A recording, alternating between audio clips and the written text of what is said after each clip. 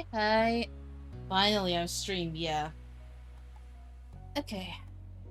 Hi guys, it's your Hellfire Fox Riel, and we're just gonna continue, our life. Beginning and always. I think this is my third video, or third stream with this one. But this is our first playthrough, so... it's gonna be like another reading session. Mm-hmm.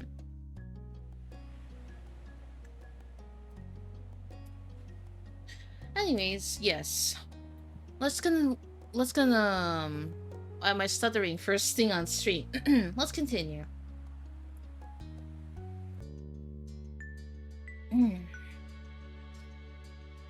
Let's see.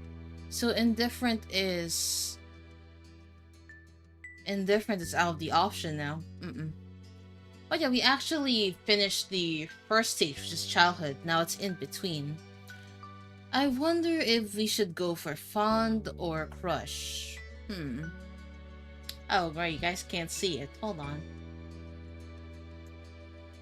Yeah, this is what I mean. There's like indifferent, crush, fond, and love. Our affection like risen from the last time has risen the last time we played this game. So I guess crush won't hurt? Yeah, I think we can try it out.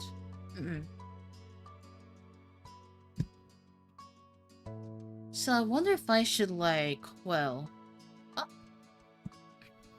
anyway, yeah. I guess we'll try fond or crush, I guess. And let's try crush, let's see what happens. And then ready. Okay. Customize Cove. Choose to customize Cove yourself or let its prior experiences determine it. Interesting.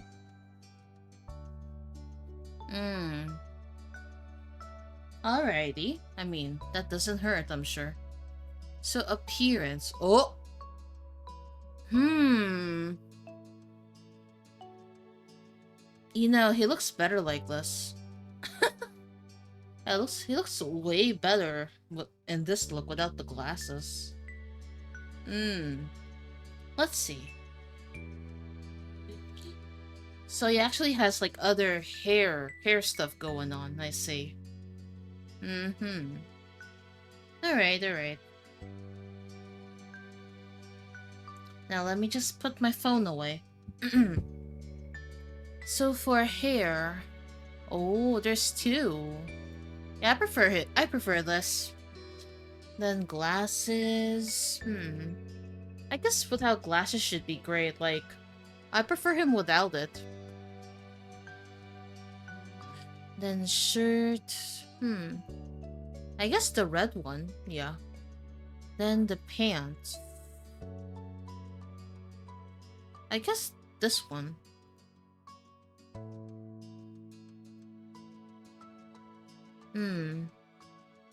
I think let's put more emphasis on the right one, the necklace. Okay. Change page. Then... PJs. I guess this would be better. For glasses, yeah.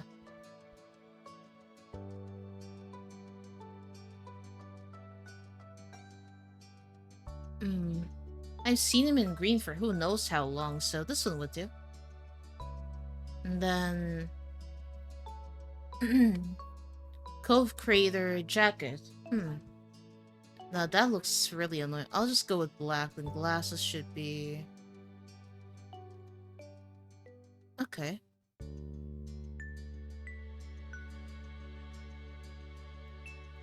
I said no glasses, though. Okay. Okay, I guess we're sticking with this. Done. August ended, September began. It was time to go back to school. I can't relate to this because it's always June for us. Lizzie groaned and complained the entire first week. She hated going to classes. Still, there were interesting things to do that couldn't be done anywhere else. You weren't sure how Cove felt about it. he was enrolled that year, that was like a sign Cobra would be staying in Sunset Bird for a while. I mean, imagine just living on the beach. Like, I'd love that every second of the day. At school, he was alright, but kept his distance from the other kids. From what he saw, anyways. Whenever he could, Cove stuck to you like glue. He didn't even mind that much what you did to pass the time, as long as it was together. Sometimes it was like things are exactly the same as when you had first met. But other times, as you got older, you couldn't ignore how the feelings had changed in meaningful ways. That year, the divorce of Cove's parents was finalized. You overheard your parents talking about it, saying Cove's dad got full custody. At first, you worried that meant bad news. It had made Mr. Holden cry, apparently. Then you found out it was meant Cove would keep living with his dad. He would only stay with his mom a few weeks of the year. Cove cried too, for different reasons, you thought.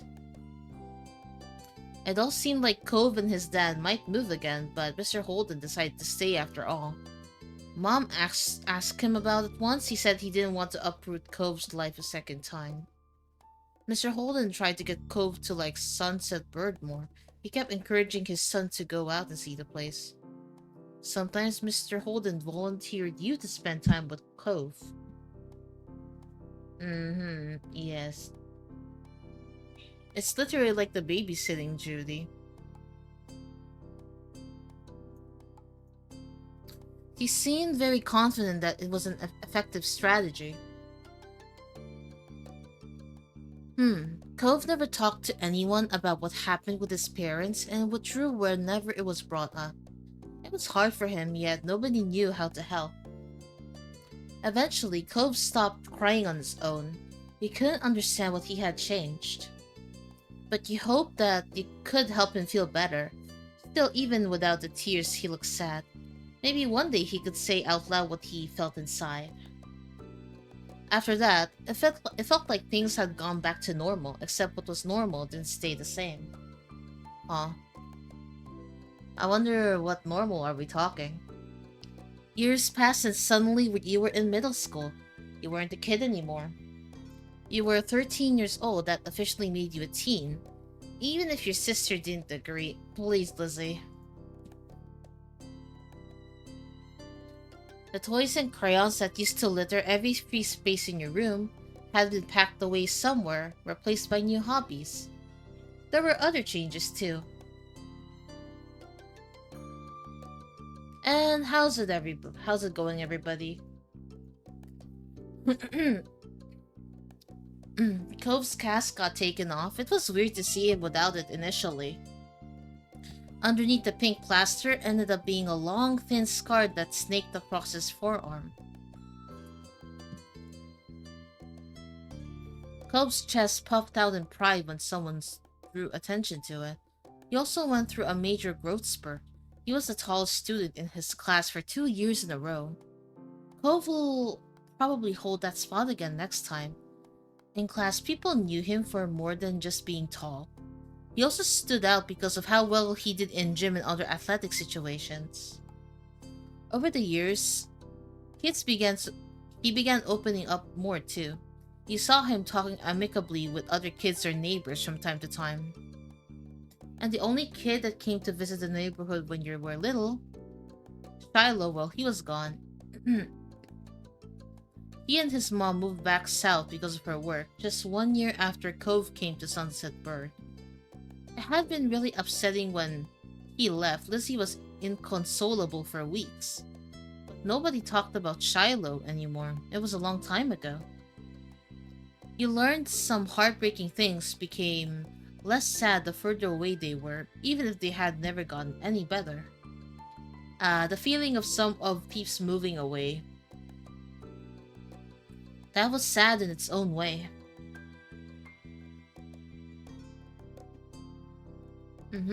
Okay. Things at home were different too. You still live in the same house and all that, but it wasn't how it was before. Ma dyed her hair purple, waiting wanting something new and liked it so much she kept dying it. You remember calling her Mummy as a kid, but something like that seemed awkward nowadays. You were much too old for the word.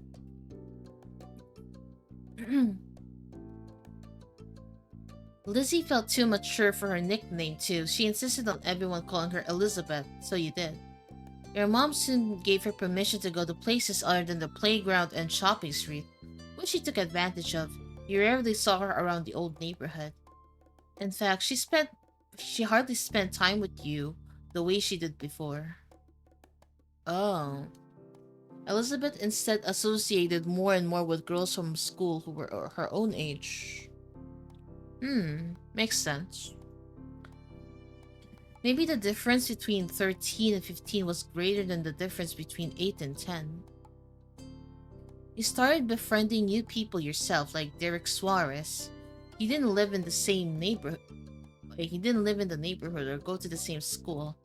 What happened was his and Cove's dad struck up a business partnership a few months ago.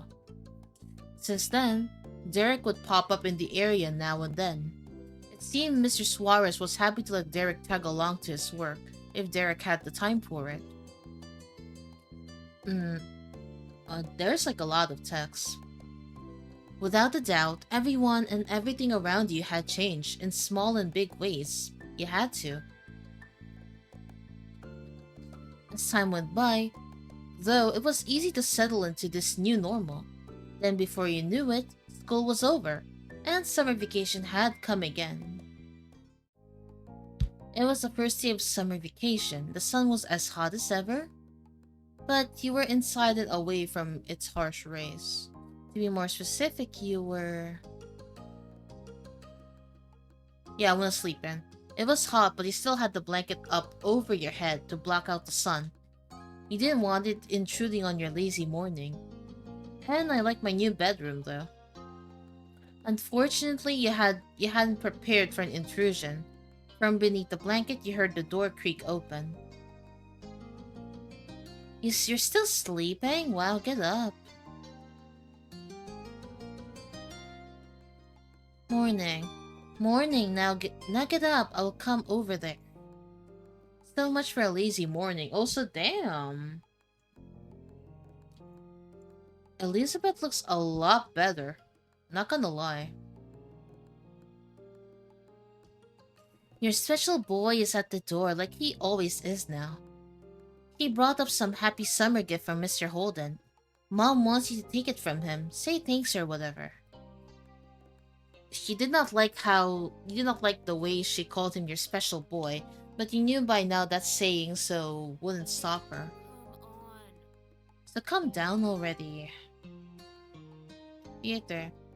Elizabeth said nothing else and left, having done what was instructed of her. You rolled out of bed, stretching your arms high and yawning. Time to get ready.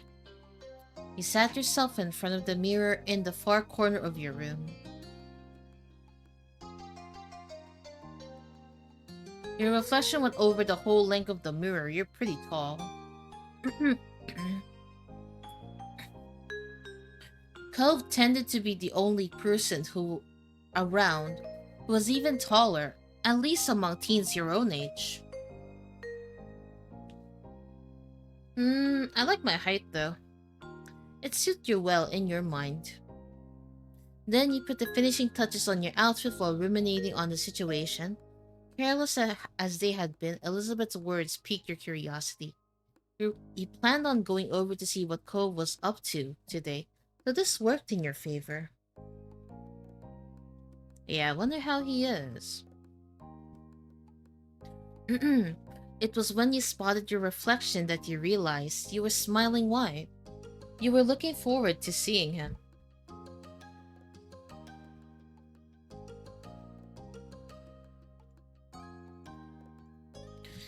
You left your room, taking an easy time down the stairs.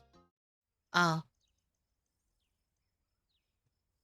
Step 2, second chance. Why second chance? Did we do something? You spotted Mom first, reclining on the couch. She held a magazine in her hands, which she was perusing through. Morning, Mom. She looked up at your greeting, a smile instantly appearing on her face. Thanks. Good morning, Bree. Thank you for coming down. What happened to your hair? Oh wait, that's a bun, no? Ma's at the door with Cove. He can't stay over today, unfortunately. Why don't you go and thank him before he leaves? You nodded and made your way to the front of the house. Just as she said, Ma was there making conversation.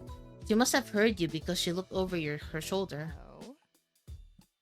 Look who's finally made it, morning sleepyhead. Wait, why do you look like somebody from Bleach? That hair color looks familiar. Ma reached forward and you knew she was about to pet you on the head. She was taller than average for an adult woman, so you were still little in her despite being big for your own age. The type of small, affectionate exchange was nice. She placed the whole of her hand on top of your head for a second before lifting it back up. Ah, you're the last one down today, you know that. That's all. You really are a sleepyhead right now. With a with a small laugh, Ma stepped aside. Cove was just as you remembered, exactly how you came to know him to be. Why are you blushing? This is not good. He leaned uncomfortably to the side of your doorway, as longer strands of his hair idly drifted with the breeze. His features were pinched in embarrassment, and he shifted from one foot to another. He was holding what must be the much talked about the gift. At first glance, you figured it must be a bouquet of flowers, then you gave it a real look. No, instead it was carefully cut fruit. It made a lot of sense that it was— Ooh! Yo, Avriel, thank you for the follow. We're currently playing Our Life Beginning and Always. you had to suppress a laugh at this showing. You can't imagine many folks buying that sort of thing for their own personal enjoyment. That kind of arrangement was built for the presentation, likely to impress whoever was inevitably going to receive it. It seemed no matter how long he lived here, Mr. Holden would keep going out of his way to be neighborly, and Cove would always be roped into participating. And yes, it is. This is actually my third stream with the visual novel. How are you? At the sight of you, Cove smiled, but there was some nervousness to it. Hey, he smiled back. You couldn't help thinking too when you first met Cove, and how you became such good friends. Lately though, you were starting to have different feelings for him. Hey, it's nice to see you. Yeah, you too. His grip on the base of the gift tightened and your heartbeat sped up, even if neither of you had spoken about it. Both of you were aware something new was growing into your relationship. It was already shaping to be another long summer. Doing good. It's quite late, so I'm just popping by until I fall asleep. Oh, that's okay. Feel free. It was already shaping up to be another long summer. The best part was that the two of you had plenty of time to spend together and explore what was developing. His awkwardness over the task started to creep back in, so Cove nudged the gift closer to you. He was ready to be relieved of it. Your hands brushed over his just lightly when you took hold of the base. He flinched enough for you to know with certainty that he noticed it happen. Aww. Imagine being this nervous. Imagine, guys.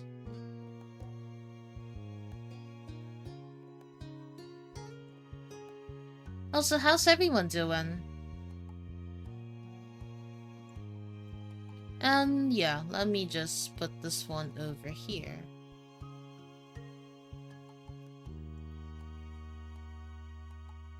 You couldn't help but smile to yourself. And with that, the gift was accepted. I hope you and your family like this. It's a pretty good gift. I think so, anyway. He smiled earnestly. Dad spent a lot of time picking out the best size and design. There were so many options to choose from. You're too cute sometimes. I'm not trying to be. You're cute though. Just thank my dad for all this, okay? Alright. Mr. Holden's behavior really was different from any neighbor you'd ever had. Though for 5 years, you were used to his antics, and you'd since make up your mind on what your opinion was.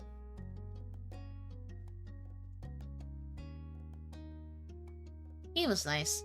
You knew he wasn't completely perfect, but he always seemed to try so hard for the sake of others. Your thoughts were quickly interrupted by a shout. Here you are. You shared a confused look with Cove as both of you stepped through the open door onto the neighborhood street. It didn't take long to locate the source of the noise. You spotted Derek. Just a few yards down the road, he ran up to you. Derek was certainly a welcome guest in your neighborhood. It was a pleasant surprise whenever he shows up. After stopping a couple steps away, Derek hunched over to catch his breath. Then he looked up with a wide grin. Hey, guy and gal. I was just at your house, Cove, but no one was there.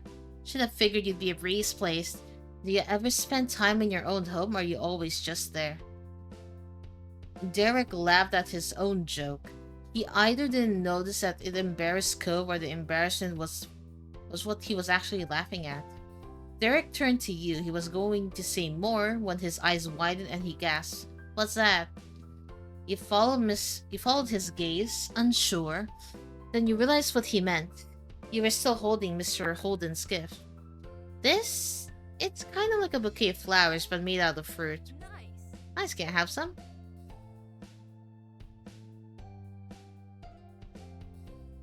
Derek pouted at your words, not hiding his disappointment. Aw, okay. Then he nodded his head as if to clear it. Anyways, that's right. I came here because I need to say something big. He paused, possibly for effect. There's some other kid here in Sunset Bird. Cove was as surprised as you by the news. Such a reaction made sense. No one around your age had moved here since Cove did 5 years ago. Were they with their family? Maybe they were cutting through?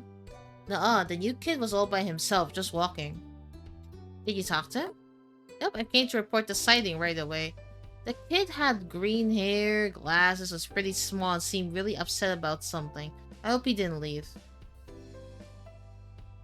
You blinked, slowly looked over to your longtime neighbor. That sounds a lot like you, Cove, when you first got here anyway. It kinda does, doesn't it? That's weird. He sounded almost fond, a smile playing on his lips. Derek snickered good-naturedly. I can see that really well now that you say so. But what do you say? Let's go what the fuck? Let's go find Cove's lookalike. We should all meet him. I'll do it. Sure. I want to see who this new person is. Also, yeah, good day. How's everyone? I'm just playing a visual novel, but I hope I'm not stuttering too much.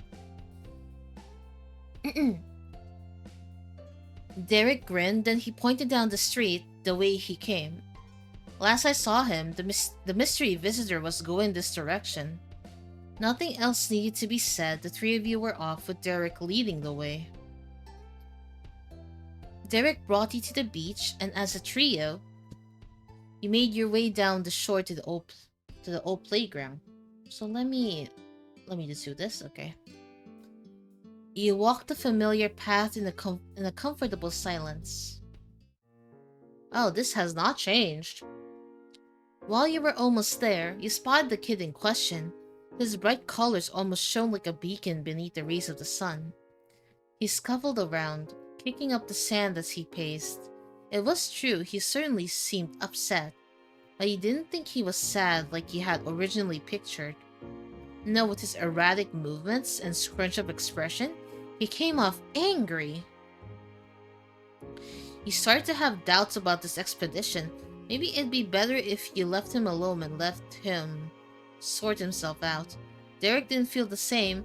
He waved wildly. He waved wildly, calling out to the boy. Hey guy, over here. Ah. So we have a sucrose that looks like a nerd. The kid whipped around, an impressive scowl carving deeper onto his face. His eyes were tired, but a strong, hostile energy still radiating from him. What? What is it? What do you want? The sharp tone made Derek flinch. He shifted on his feet. What's your name? Jeremy. Was that it? No, I'm Derek, and that's Spring Cove. We were just walking around and saw you. We wanted to say hi. There aren't a lot of kids our age in the neighborhood. Yeah, so, it's cool to see someone else here. This guy does not he does not know the term read the room. Strangely, Jeremy grew furious by your response. If steam could erupt from a person's ears, it would have happened then. They did bring me something somewhere stupid. Of course I knew. I knew it. What? My parents. My parents? They're the ones who brought me here. I didn't walk to this town. Can you not figure that out on your own? Right, my dad brings me to Sunset Bird too. When he has to come for work and all that stuff, it's not bad. That earned him a glare from Jeremy. Derek winced beneath it, glancing away. It was a struggle to remain friendly with this Jeremy guy. I mean, I wouldn't want to come here for a real vacation. Probably, either. That's an understatement. This doesn't count as a vacation. It's a waste of time, a chore. My parents' family's nearby and we just had to come see them. Ugh. If they're your parents' family, doesn't that make them your family too? I guess. That's a pretty good reason to come by. Did you want to go somewhere else? No! Jeremy crossed his arms with a huff. He turned away. They should have gone by themselves since they cared so much and left me home. But I'm not allowed to be by myself. And it makes no sense. They're the ones who don't know they don't know how to do anything. And I'm the kid?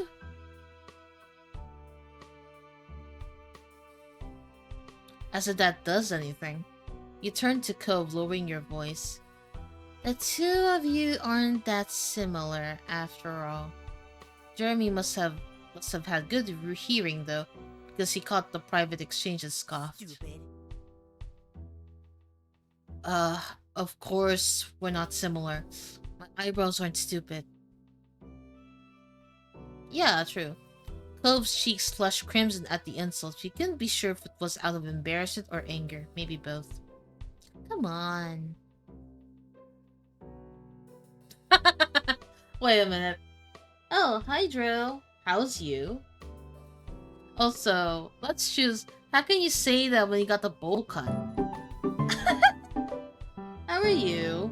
And thank you for the follow. Crystal Meowie Yippee Bonkers. Hello, how's you? As you can see, we're currently going through the in-between part of our life beginning and always. Just something chill to do because I have the night shift later, and I don't want to stress myself out immediately. How are you doing though, Drew? Yep, it's embarrassing and awful. But my parents made me. I won't have to have it when I'm older, bro. Cove, hold it. Yep, indeed. Yeah, I'm currently in the in-between part. I don't know what he's gonna do with those things except maybe shave them off. He probably should. I bet he'd look less dumb with no eyebrows.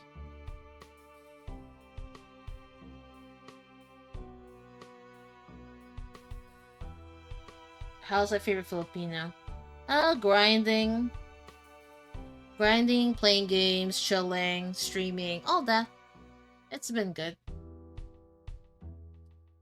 Oh yeah, been a while since we talked though. Guess you've been really busy.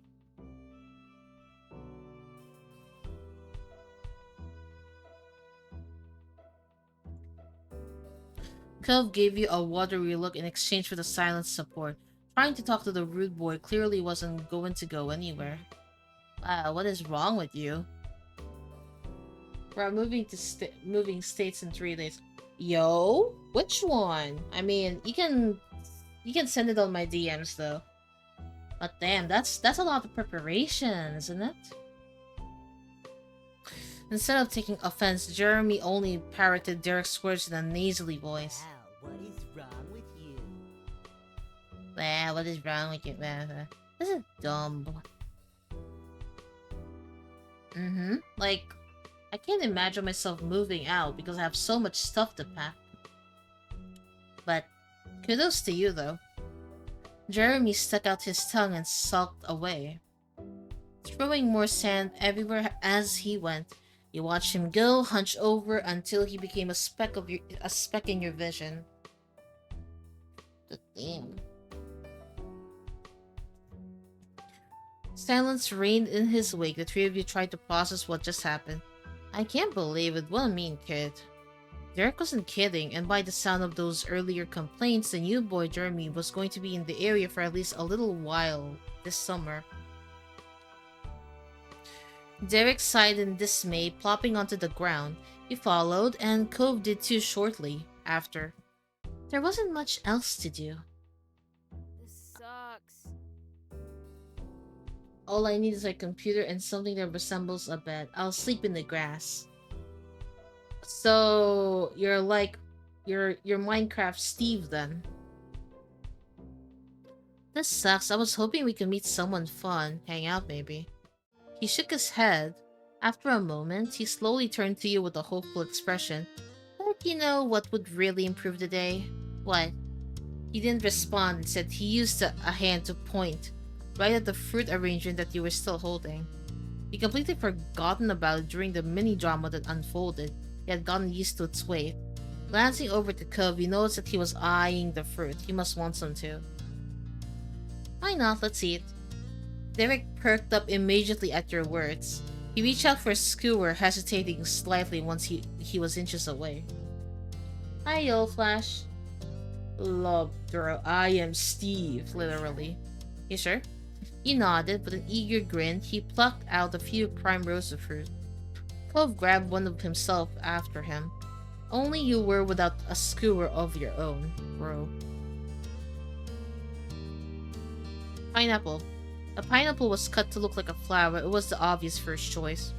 Derek ate the pineapple skewer enthusiastically, finishing it within moments. Ah, thanks for the Patreon attendance. I'm gonna be up all night working on this stuff. Oh. Then I'll be your background noise if you need some calm time. But yeah, take care though.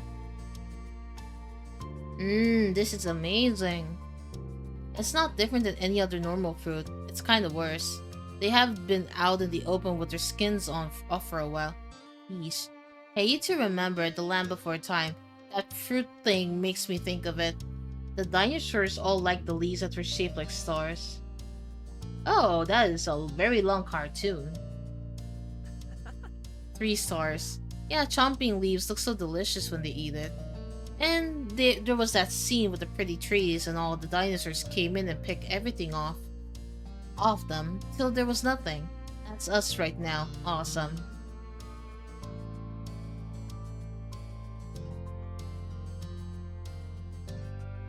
Me too. Yeah, I love that movie. Like, that movie is so long. That was like before Disney went to 3D mode and everything was all cartoony. Ah, prime Disney be like. The three of you continued like this for the next few minutes. Eventually, the display was barren. It looked weird when devoid of fruit.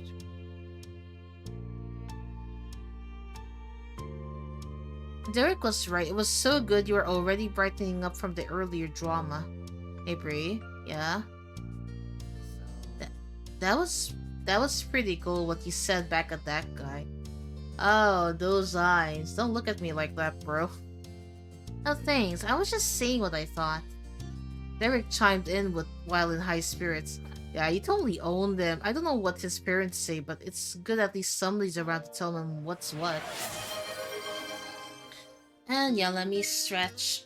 Thank you. Okay. Yeah. Derek then leaned back on his arms. He contemplated the sky with a content sigh. So, are you both ready for summer break? Yeah. Cool on you. I wish I could say the same. It feels like there's a lot to plan for. Summer break. I think the last time I did summer break, I just chill at home, sleep more. I think the one time I actually enjoyed summer was okay. When I was a kid, we'd go to like a resort. It's with my mom and her coworkers, and we'd go through slides, chill in the lazy river, and more wilder slides. There's even that wilder slide that goes like a roller coaster. Ah, I miss those. I think now since I usually work and we don't have summer vacation, I just pretty much just rest, but we earn money, so that's okay. And what about you, Cove? Are you ready? I think that depends. Before you could say anything else, the light atmosphere was shattered. Hey, Bree. You glance over your shoulder to see your sister. She strode closer and closer, appearing none too pleased. I've been looking all over for you. Ma said you and Cove ran off with the thing Mr. Holden brought for us. So, where is it? Well, it's gone. What do you mean, gone? You moved over to the side to face her completely. She zeroed in on the bouquet in your hands, which was now populated exclusively with skewers dripping in juice and tiny flecks of leftover fruit pieces. Her mouth dropped open and the tone of her voice rose. What? Seriously, Bree? What were you thinking? It was supposed to be for all of us at home. She glanced at Cove, who sat beside you, and continued mockingly. Even if you are the most important person in the household to the delivery boy, this was up to his dad. It seemed everybody was in the mood to tease you and Cove today. Within the moments, Cove's cheeks flushed red. He picked at the hem of his shirt, suddenly finding it very interesting. He always became nervous when Elizabeth would strike at your relationship.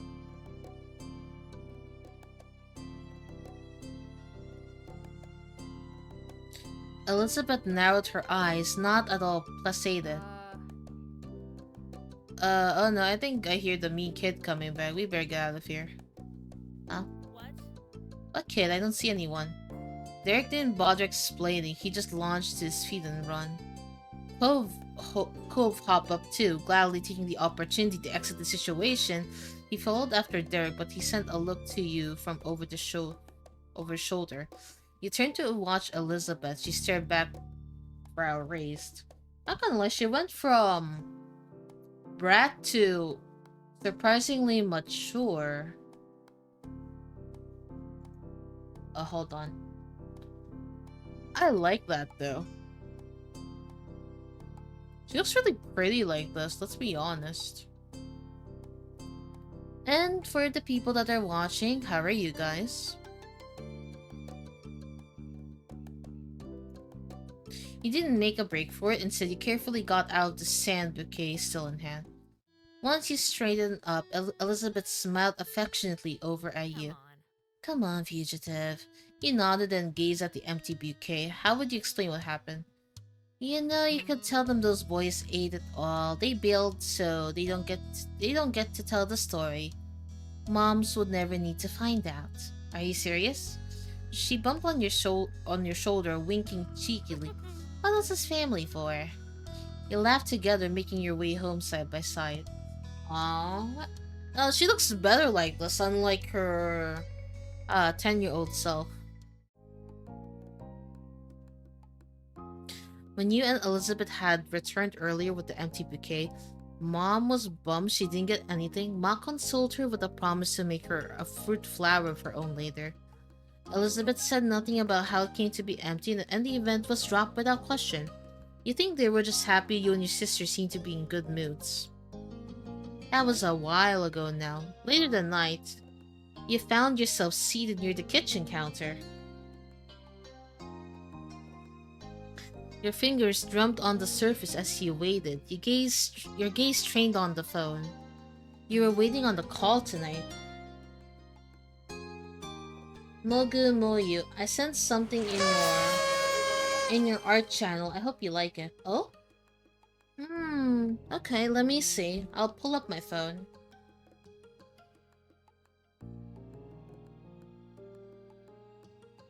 Okay. So, I wonder what this is.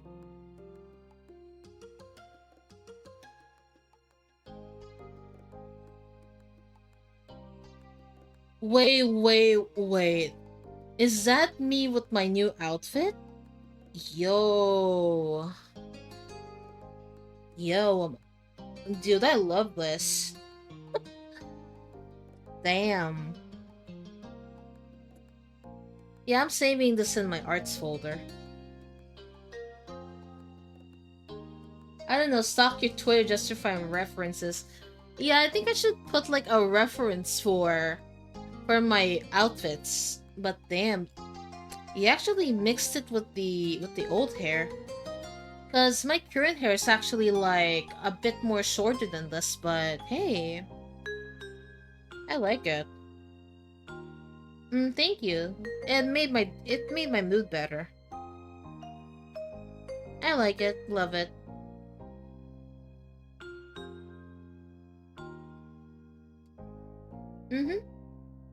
Yeah, it's really pretty too, like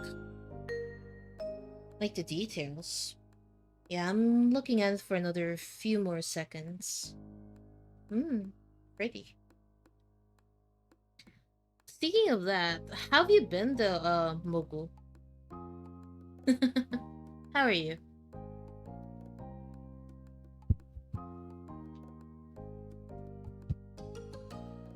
But still though, first fan art of my alternate outfit though, that's nice. No, it's okay. I just hope you've been doing better. I suppose, like people get busy, they got other stuff to do, and all that. That's okay. You can always come back. I'm always streaming. Like, for real though, like, even I got a little bit more busy nowadays. Oh, right. Love design and philo, yeah. If I actually have like my second design out now after 3 years of my first one, which is this, and it'll be like a new model coming soon. I just need to gather my funds because I did find them. I'm still gonna be with the same art mama, the L2D mama. Then it'll be rigged as always. But then again, yeah.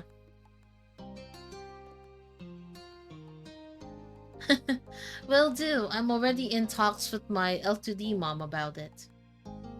We discussed about how much arm poses will it be, and if there will be like extra stuff. So yeah, I'll keep you guys updated on this, really. But we did start talking about the start of the model and what poses do I want to put on it. So yeah, just giving you guys a heads up. But for now, let's go back to the visual novel.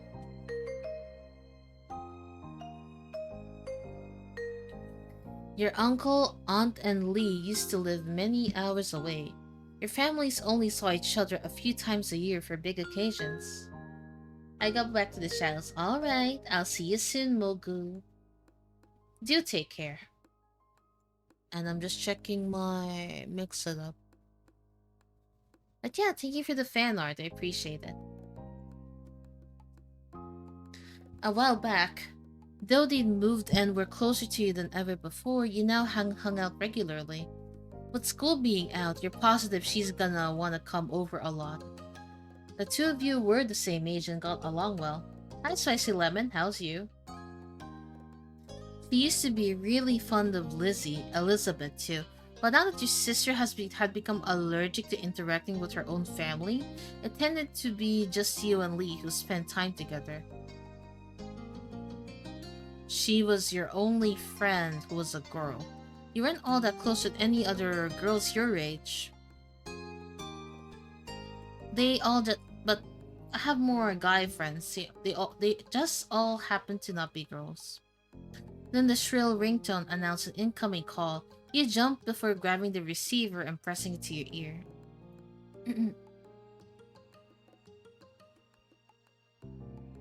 Hello? Hi Bree, it's Lee. Are you tired? Oh, get some rest. I'm glad it's you. For a second there, I thought it might be one of Elizabeth's friends. There was a static on the end, as if Lee was shifting wherever she was. So can you believe school's actually over? I thought it'd never be done. Why does this one look like Ariel? Now we don't have to do any of that boring stuff and get to hang out whenever we want. Speaking of hanging out, Lee, can you wait a second? Let me just head to my room. Oh yeah. You got up from your seat at the counter. Luckily the phone was wireless.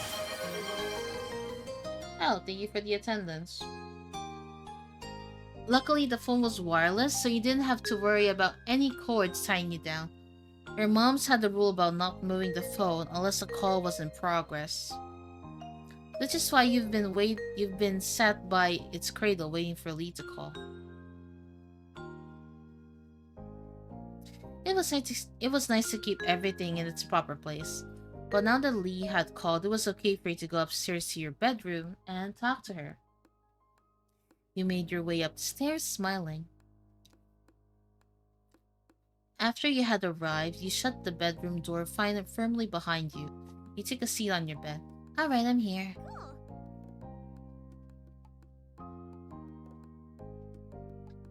Cool, hey, did you know?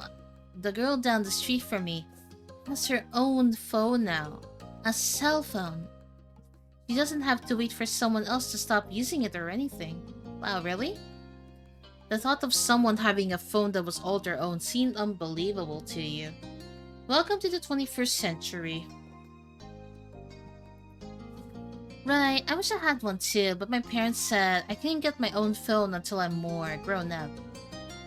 I wish they'd changed their mind. We could call each other every single day, and no one would be able to stop us. How great would that be?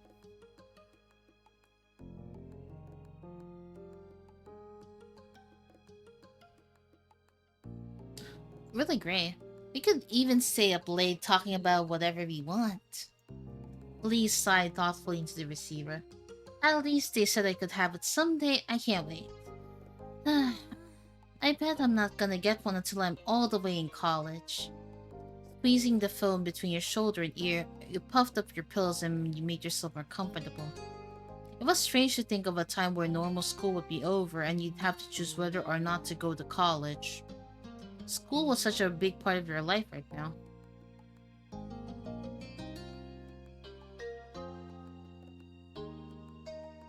You worked about as hard as most people and got pretty average results as well.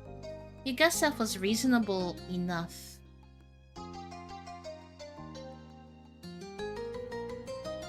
You felt a lot of pressure to get higher grades than you did last year. Ah, school. Ow. Bro. School. After college, your grades won't matter with work. You need to know how to do your job. And your future depended on it. Yeah. You tried to sound engaged, but your mind had decided to go back to school despite the season. Lee knew you too well to be fooled. You sound so spacey. What's up? Just thinking about school. Ah. Are you thinking about how we don't have to think about it because it's summer? That's what I'm doing.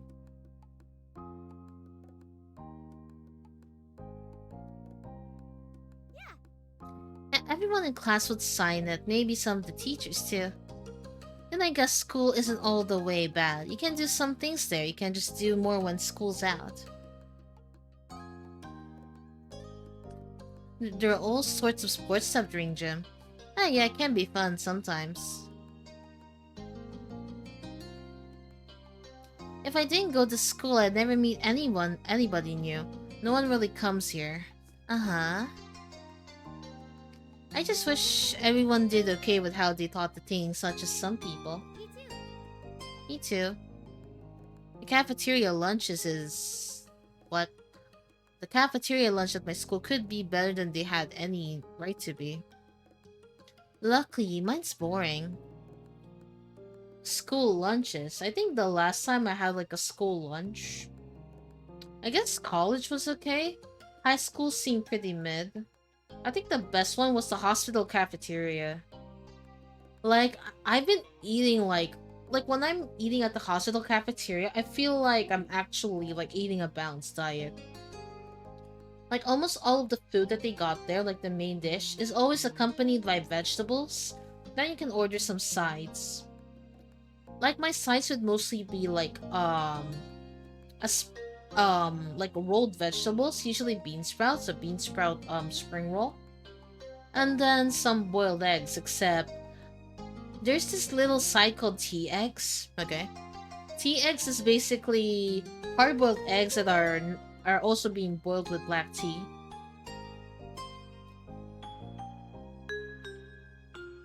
But yeah, I feel like I mostly have a healthy diet in the hospital. Though it would be nice if they don't take the discount from my salary. Still, really nice food though. They got most of it. And that's pretty much everything that's good about school. Okay, point taken. Now I decree the topic of school is officially closed. Yeah, like, there was nothing for you to be stressed about. Like, school literally is like that's the most stressful thing around. Like, I can remember how much stuff we did for college, yet I barely use it after I graduated. Like, how fucked up is that, right? You have to talk about this summer first before we start plotting the rest of our lives. I've got some plans already. Now tell me. I'm gonna visit my cousins. What's something you wanna do? The first thing that comes to your head.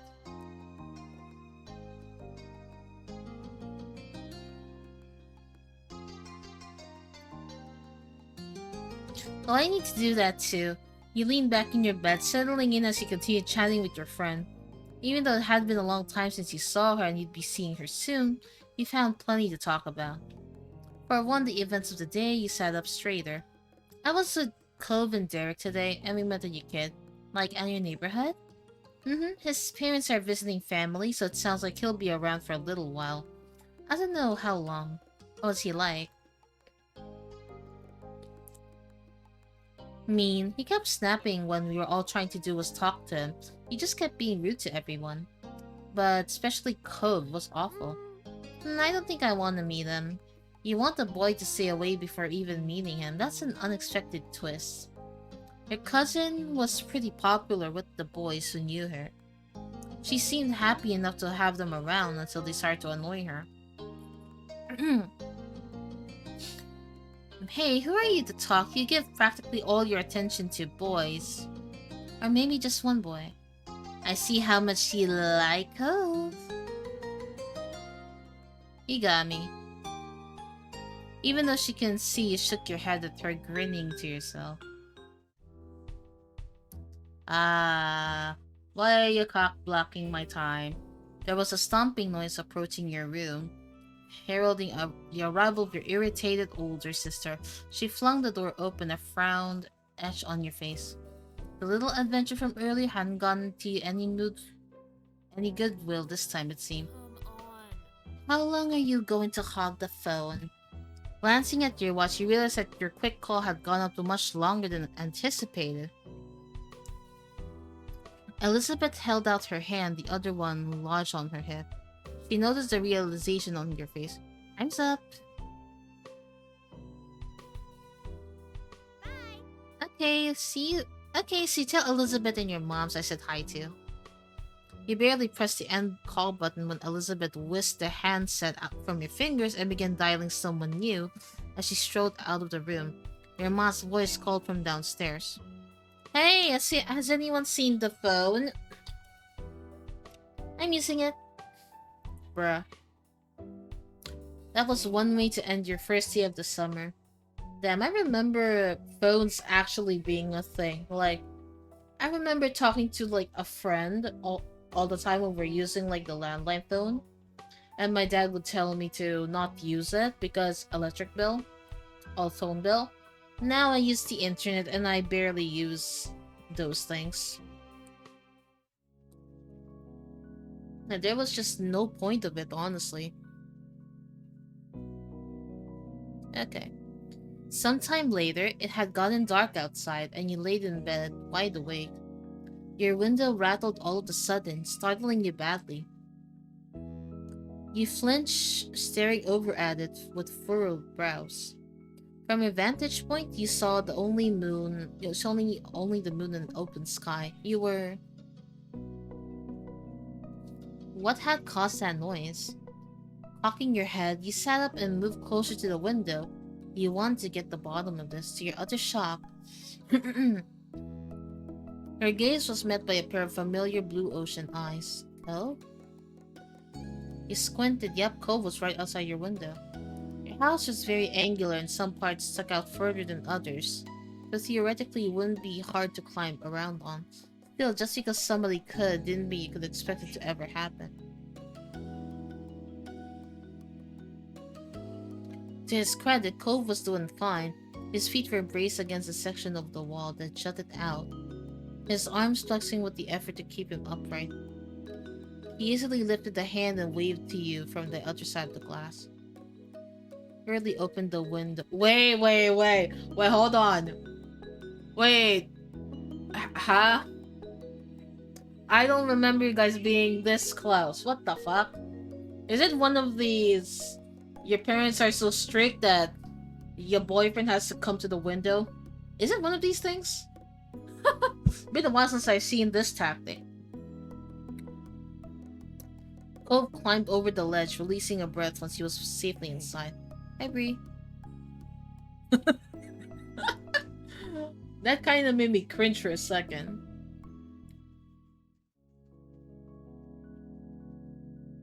Amazing! My dreams have come true. That's... Bree, I needed to talk to you and couldn't wait until tomorrow. If I rang the doorbell, I know your moms would have answered and they'd just make me go home. I really didn't want to explain why I was coming over. Anyway, I don't want to talk about it. Well, besides you, with you, I mean that's why I did that. As expected as this was, you were touched. Cove felt like he could tell you what was wrong. I might have tried calling or something, except my dad was on the phone. Oh. Dad was talking to my mom. He was talking to my mom. Still is, probably. You raised your eyebrows. Cove had eavesdropped on his parents' phone conversation?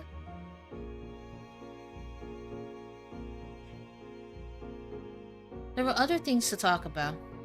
Are you going to stay with your mom for a while?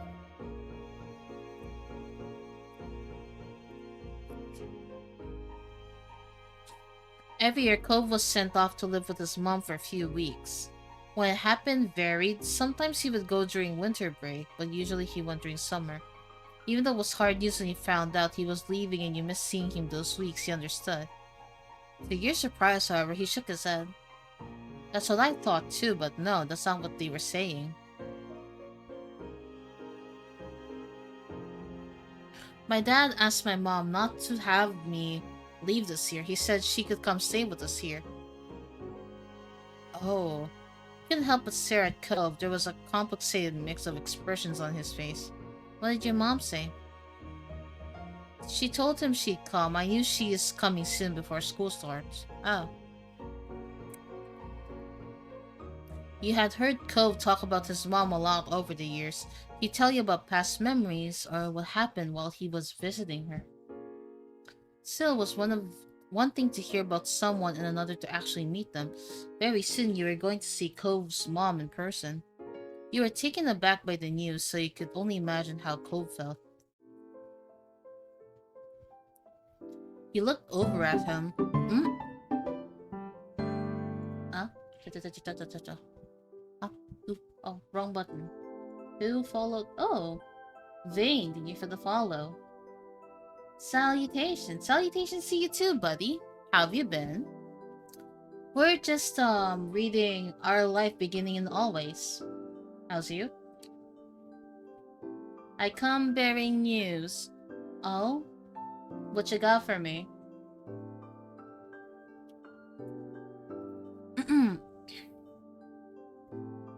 Before they'd barely stay in the same room long enough to have lunch, now we're gonna be all together again. The three of us after all this time, just for a few weeks. I know I should have probably be happy they can't talk to each other now. I'm still not. I'm just confused and freaked out, and now I feel really bad for feeling this way. Read, so I dare say, what's the news? His fist tightened and his eyes become misty. I shouldn't keep getting like this. It's been a long time already. I'm not a little kid. Though he wouldn't meet your eyes, he knew he was waiting for you to say something.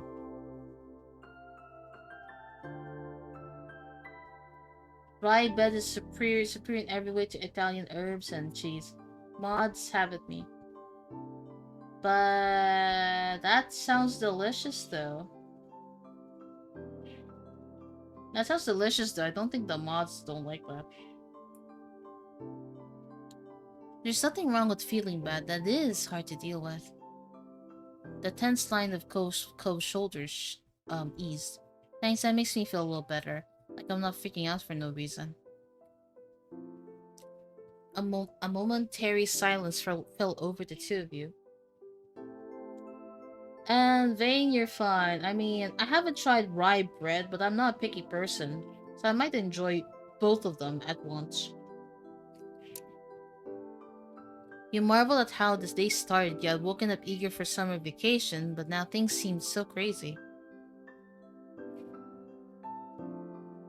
The mini debacle with Mr. Holden's gift, the newest addition to the neighborhood being so rude, and if all that wasn't enough, now Cove Swan would be living with Cove and his dad again.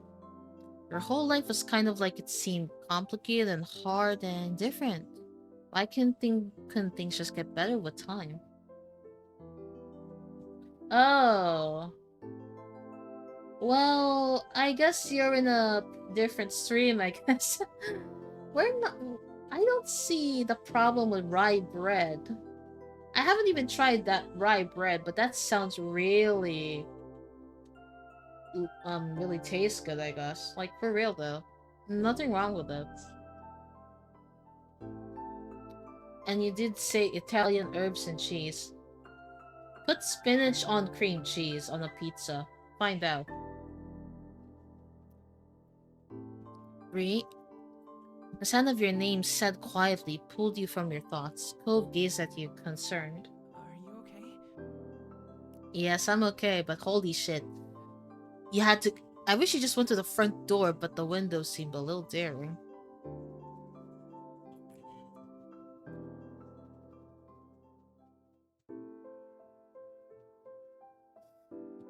You don't have to forget about yourself for me. I want to listen to you too. Cove grinned reassuringly. It was small and delicate, but you knew it was genuine. Moonlight from outside cast shadows across his face and lit up his eyes. They seemed to sparkle with his smile. Nah, it's not BL. It's not BL. Nah. No way. I don't know a lot about bread. Well, what I do know is I prefer Italian bread. I mean, there is French bread and then there's Filipino bread, which is called pan de sal, and I would love to eat it with cheese, ham, and egg for breakfast. But bread is bread. I'm not complaining. I wanted to try rye bread though. Like, I want to try rye bread out, but we don't have it here. Sadly.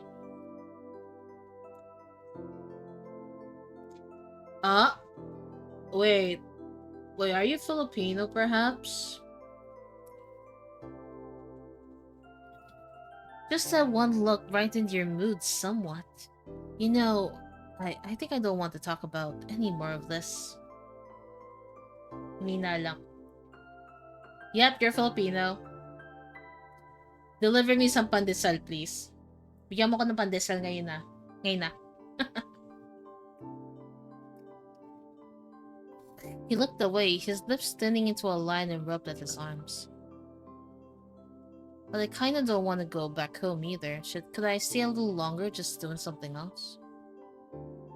He appeared equal parts hopeful and vulnerable.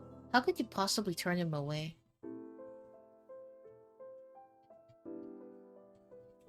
I can't eat bread that has big grains that can suck into my teeth. Hindi.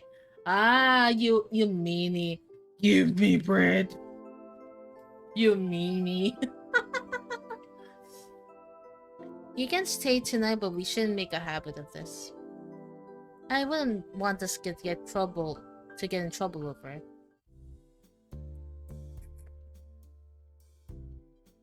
Cove perked up at your response, a smile appearing on his face. Also, Yellow, stop redeeming the Patreon attendance too much. I think I'm gonna have to put like a limit per person.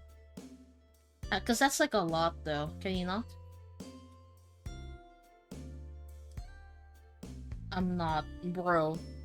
Cove perked up at your response, a smile appearing on his face. He immediately took a seat on your bed, not afraid to get comfortable in your room.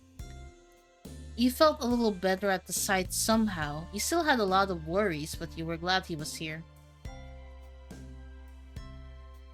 And not just tonight, you were glad he came into your life in the first place. That was a change you'd never want to undo. I'm Aussie, aw, but you can bake pandesal though, bro. It felt totally natural to let him into your little world. The initial friendship had deepened so much over the past years, and you were certain there was room to get even closer.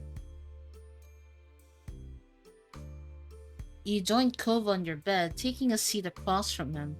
He smiled at you again, but you could tell this time he was half-hearted. He was still easy to read. Though he didn't want to talk about his mom and dad, he must be thinking about what happened and what's about to happen. Really? Like, does that affect bread, like, the way you needed it? Question?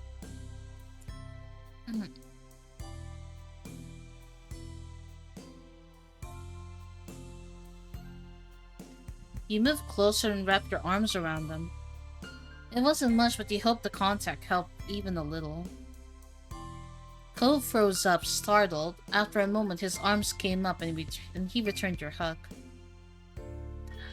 Wait, why does this feel like something else? Why? Bro, the two of you remained like that for some time. He might have mumbled something to you, but it was too quiet to tell what it was. When you pulled back, his expression had softened into something more natural. Conversation was stilted and broken often by silence at first, and both of you were able to get back into your usual candor.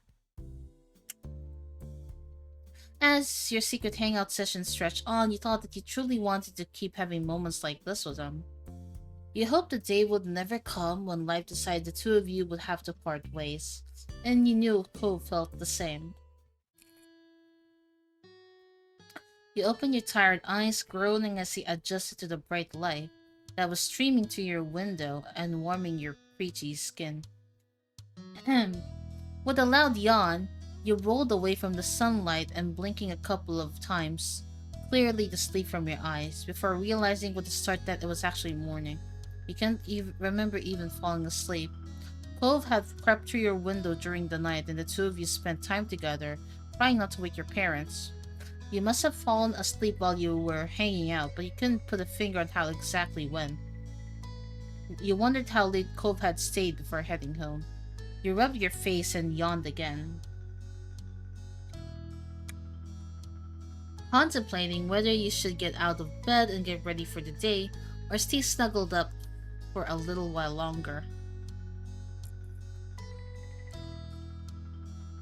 Until your gaze landed on an instantly recognizable mop of pale green hair, and you bolted upright and gasped in surprise. He never He was still there in the morning.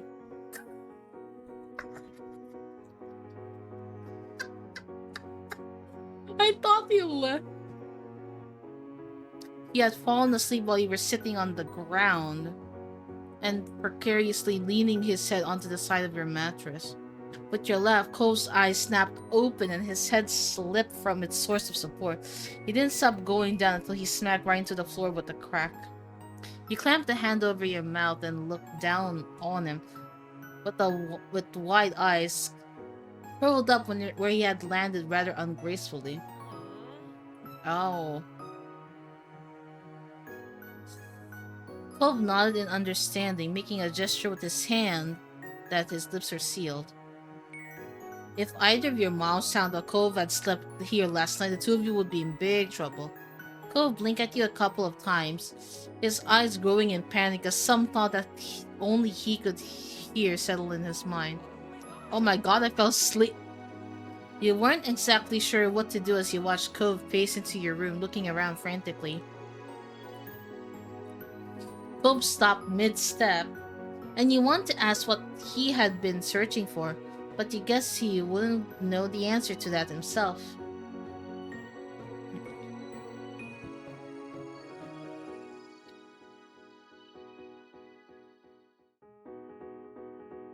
You just need to leave before anyone notices you're here. If they knew, they would have heard about it already. Yeah, leave. My goodness. Cove nodded, his shoulders tense as he fixed you with a firm stare in his turquoise eyes. Letting out a heavy sigh, he ran a hand through his hair in expiration. He couldn't look at you again as he spoke. Oh. I'll see you later. You were confused by how Olive had this played out, but hoped that was true. Right back, Cove. Thanks again. You're a good friend, Brie. A really good friend. He firmly whispered the words into the top of your shoulder. It made you feel tingly.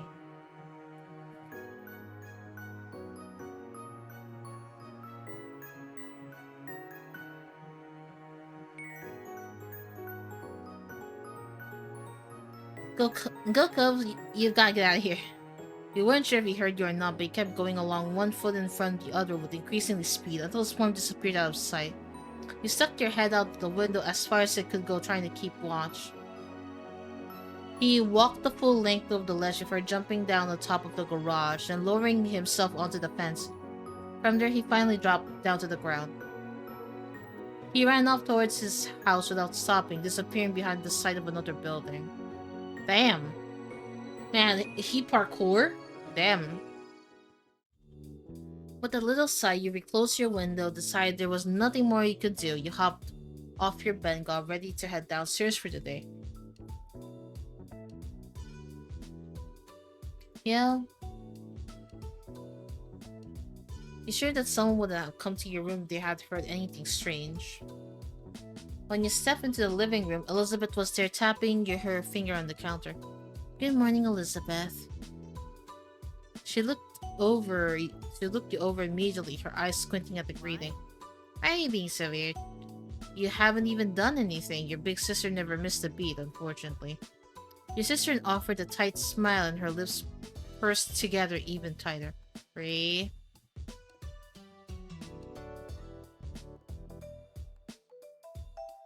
Sorry, for what?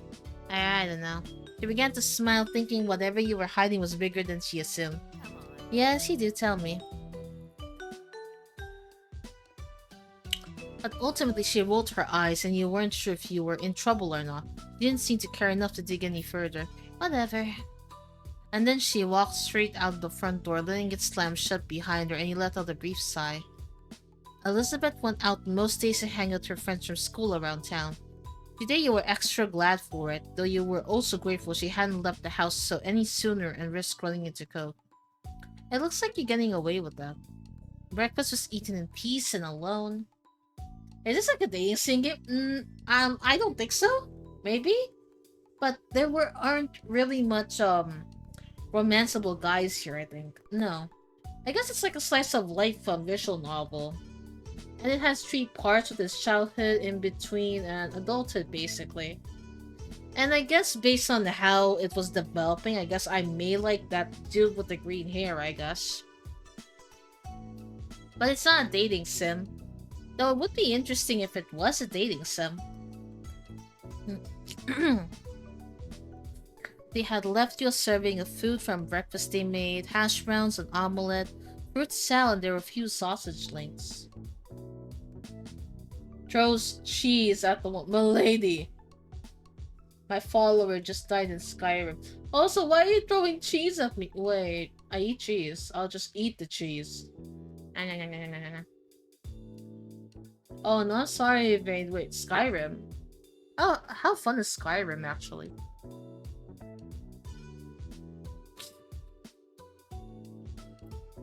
You pass on some because you're trying to avoid animal products. It was tasty. You appreciate that there was a variety in the meals your moms made. The day lazily drifted by at home and eventually your parents returned. You pulled open the fridge again, lingering in the frosty air for a moment of two, before grabbing a bottle of ice-cold water and taking a long drink. Woman loved cheese, and I have it for most of my breakfast. It was a perfect balmy summer afternoon, and you had decided to head outdoors and find something to do.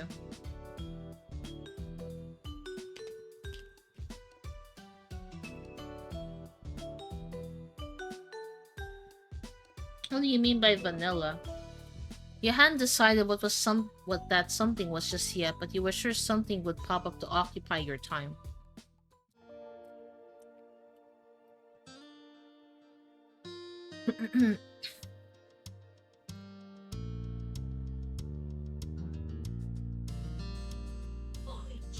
As you were heading out of the front door, you paused for a moment. You hadn't seen Cove since he had left that morning, and you couldn't help but think about what had happened to him. Vanilla oh. Wait. Are you talking about Skyrim or this game? Oh boy. You stepped out of your house, still stuck in an internal debate with yourself, when a voice caught your attention. Hi, Bree. Confused, you looked over to where an unrecognizable woman was waving at you, a friendly smile plastered on her face. You racked your memory for where you might have seen her, but nothing came to mind. Not your school or not from your country club your mom took you to. You had absolutely no idea who the woman was.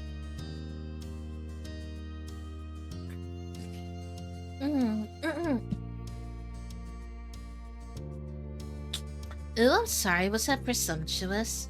I've heard about you, but you have no idea who I am, do you? Wait, that hair color. Are you that nerdy kid's sister?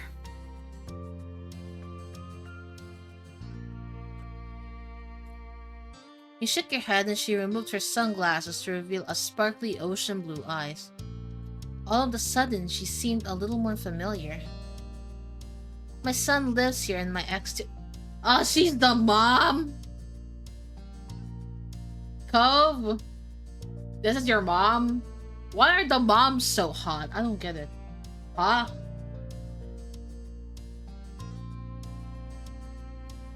With a bent smile, she lifted a hand to the point of the condo across the street from your own house. She was Cove's mom.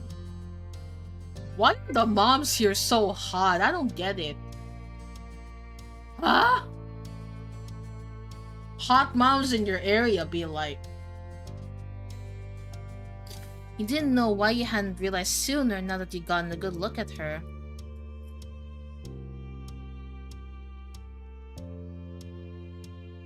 It was almost hard to believe she had a 13-year-old kid. No matter your thoughts on her, you still felt taken aback that she had appeared here so suddenly. Cove mentioned that she was coming, but you hadn't gotten the impression that it would be the very next day.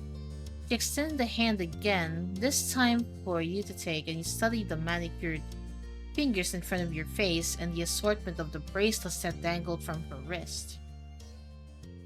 I'm Kyra Priest. You can call me Kyra. You reached out and took a hand and she shook yours firmly, grinning wide. That makes me want to try Skyrim, but I don't know.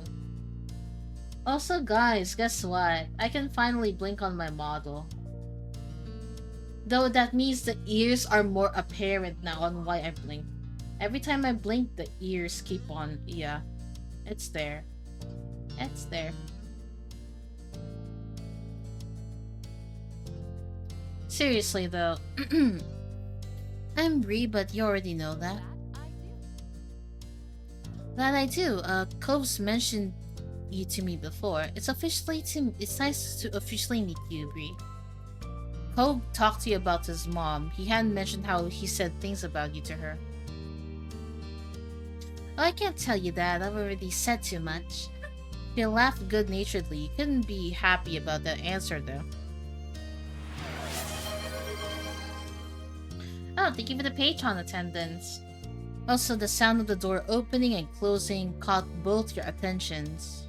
And when you turned towards the sound, it was to find Cove exiting his house, his eyes skimming to the ground. Considering just how tall he had grown, you kind of figured his mom also would have been that tall. But she was more on the short side, for an adult anyway. Cove's height must have come from his father. My baby, oh god. There you are. I thought you were gonna keep me standing out here all day. You tried to catch Cove's eye as he walked towards you, but his gaze was firmly on the sidewalk. And when he finally crossed the road and looked up at you, he gave you a pitiful look. After the way he had acted last night, you knew he must be feeling pretty mixed up about this. You tried to wordlessly express that you understood.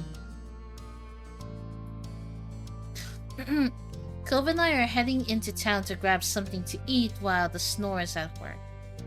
Kyra beamed at Cove and ruffled her hair, which only seemed to upset him more. He assumed the snore she was talking was Mr. Holden.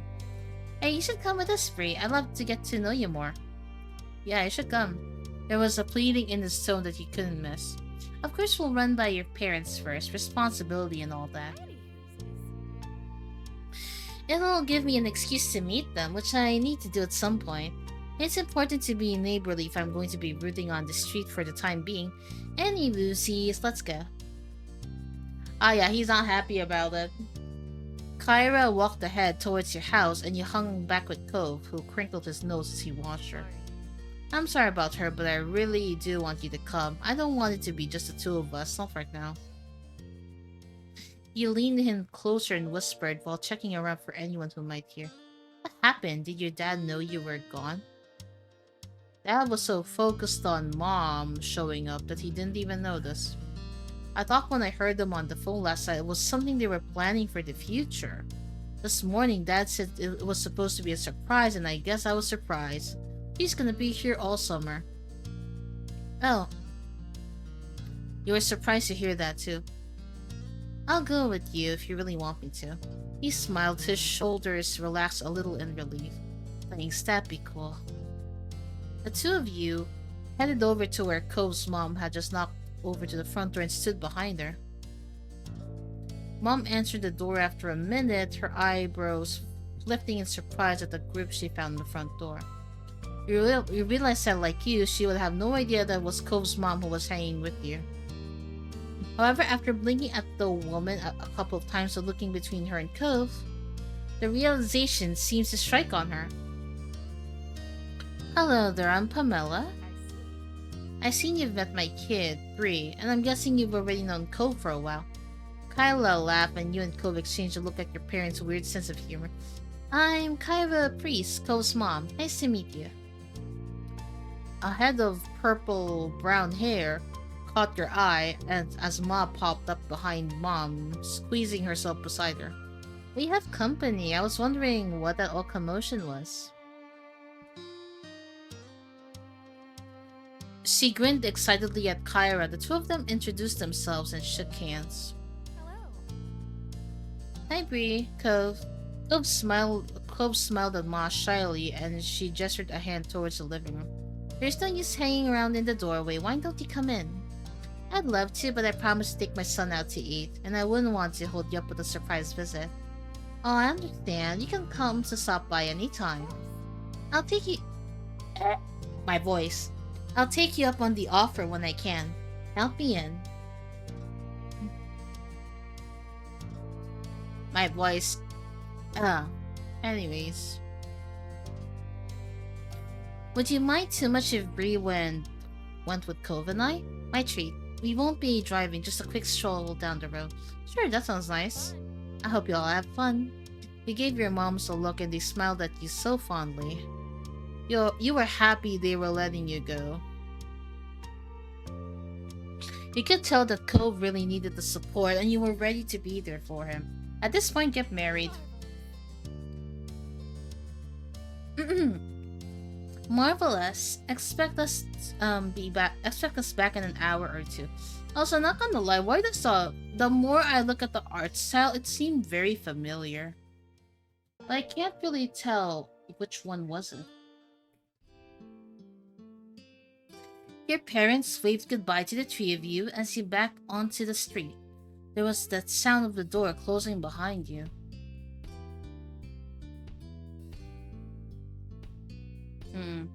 I'm pretty positive I saw some restaurants when I was in the taxi. Not too far from here. Yeah, it's a tourist town, isn't it? There's a lot of them around. It was kind of strange to see Cove give someone this much attitude. If he wasn't in the mood to be nice, he generally just kept to himself. Kyra put her hands on her hips and smiled at her son. Well, you sound like the area expert. Do you have any recommendations for a place nearby? Not really. Kyra pouted at him a little, turned to you instead. How about you, Bree? Want to point me in the right direction? You'd been to a lot of places in town, and there were a couple that stood out from all the rest. There's a Chinese restaurant that me and my family go to all the time. It's my mom's favorite. There's also a tropical theme place that tries to be sort of fancy. Both sound like a treat. I'll leave it to you to pick for us, since Cove is going through a phase over there. He huffled at her and turned his face away.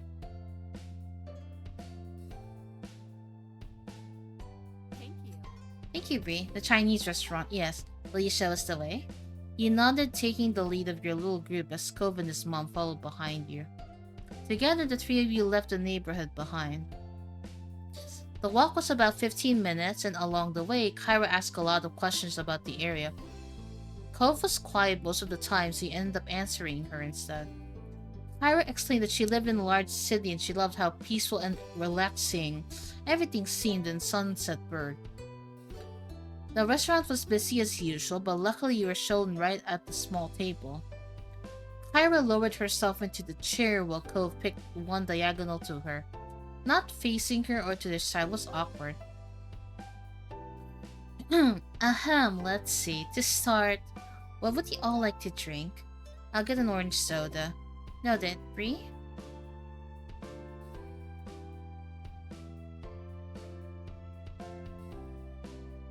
Which flavor? Lemonade. Sure.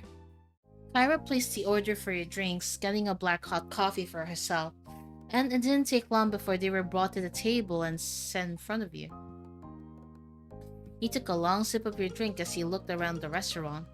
Your small group checked over the menus and you decided to order a usual thing. You had been to this restaurant many times and you knew what was good and what wasn't already.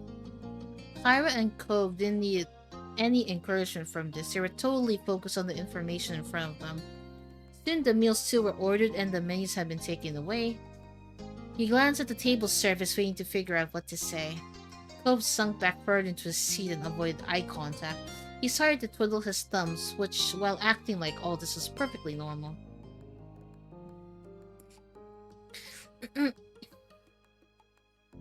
His sour feelings today were unignorable.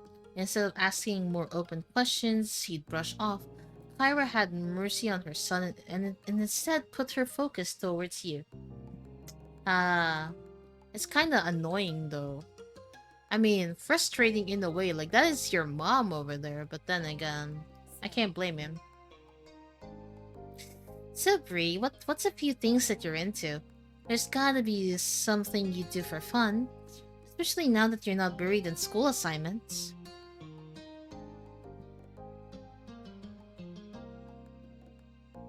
I go to the beach and go surfing.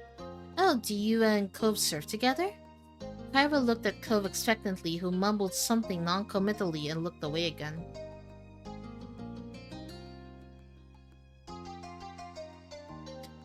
That's a nice way to relax. I hope to be able to spend some time on the shore while I'm here myself. I keep the best ones I find for my collection. I'm sure it's an incredible collection. That sounds like a lot of fun. Yeah, build sandcastles. And...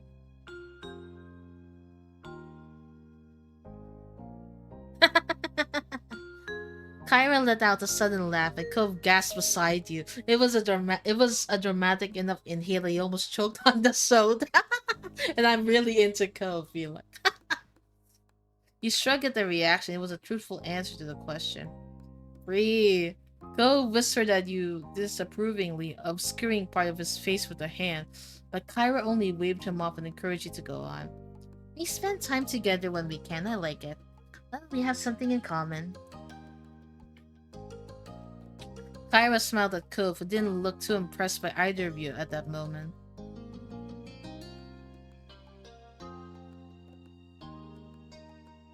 Studying in summer, I have to admit, I don't know a lot of people who'd enjoy that. But hard work is the key to getting what you want in life.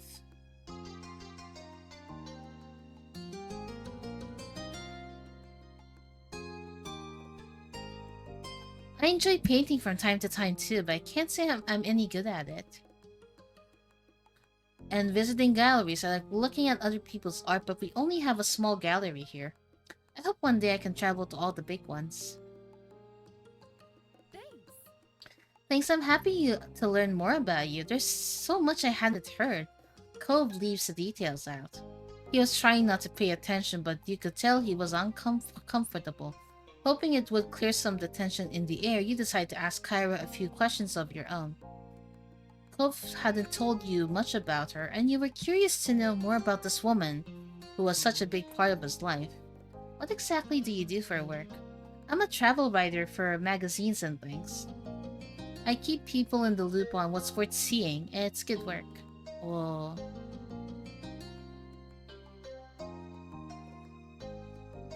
Spend time with my little boy, of course, and traveling, Earl Shaka.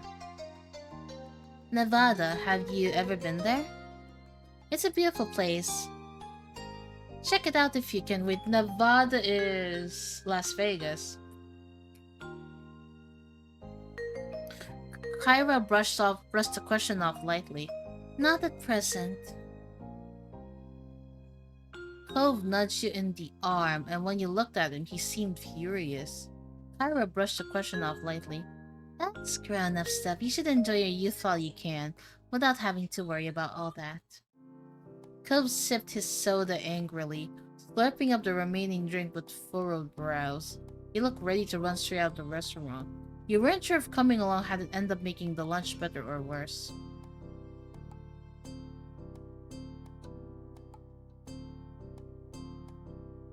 Cove eventually noticed you were watching. It took a couple of moments, but finally he cracked a smile, and that made you feel a little lighter inside. You two seem really cute together. Cove covered his face with his hands and leaned back in his seat. I mean, at least I'm getting the mom's approval, you know. Seriously? Oh, Mom, why would you say that? Thanks, you're cute. Very. Your delicious meals were delivered shortly after that, and everything was so delicious, even Cove enjoyed his food. Now that we're all full and content, can you explain please why you had to bug up your butt all day? Cove's face scrunched at that. Seriously, baby, what did Mom do to make you this mad? I haven't even been around the full day yet. He gripped the edge of the table, refusing to make eye contact. The words he spoke were barely audible over the din of the restaurant. You could have told me. She leaned forward to not miss anything else, eyebrows raised. Told you what? He finally seemed to find his voice and spoke the thoughts that had been onto his mind. That I wasn't gonna visit you this year, that you were gonna be coming instead. Didn't you invite me? You wanted me here with you? Cove's eyes began to shake in his frustration at I don't. I do want you to be around, but I didn't know it'd be like this. It's not the same, and nobody said anything.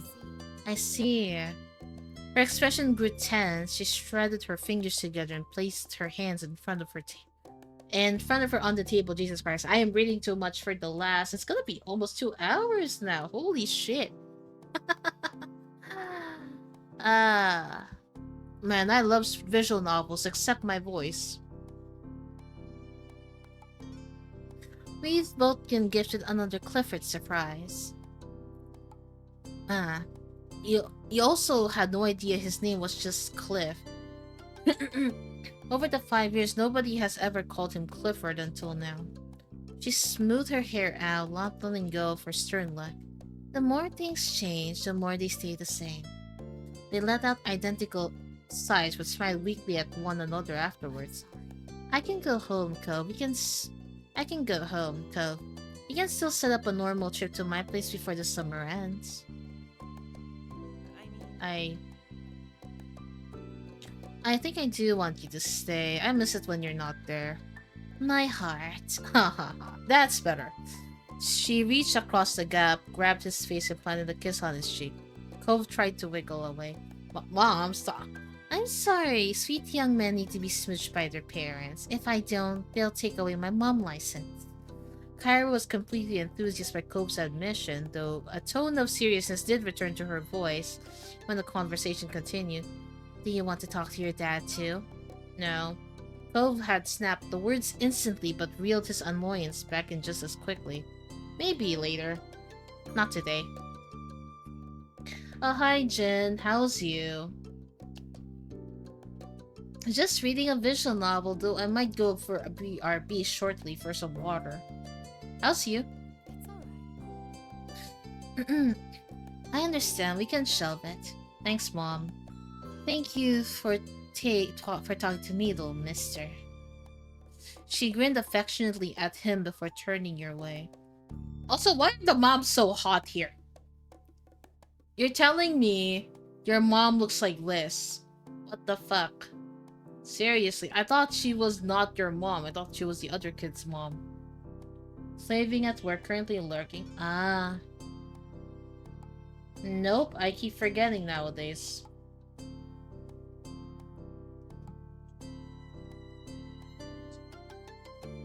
You don't have water prepared and I got an interview soon, so lurking. Okay, Marty, have fun at your interview. Make sure you get like a better job. And thank you, Bree. Huh? What did I do? It's easy to act like a baby with your mom. It's harder to keep that up with your neighbor watching everything. Especially when you really care about what said neighbor thinks of you. Mom! She just ruffled his hair with a laugh and moved her hand towards the tap of the end of his nose. And that's how his issue was resolved, at least between Cove and his mom. When the three of you left the restaurant and Kyra had paid the bill, you walked back to your neighborhood slowly. You hadn't eaten so much by that time. You were beginning to feel sleepy. It didn't help that the lunch had happened late and the sun was already beginning to descend from the sky. One day I'm gonna get banned for being a lewd chatter. It's still fine though, don't worry about it.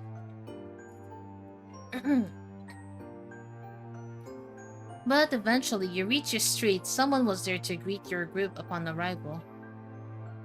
Welcome back, family, and Bree too. Please. Bro. How do you have hot parents, bro? Dad? The two walked past him into their condo without sparing another word.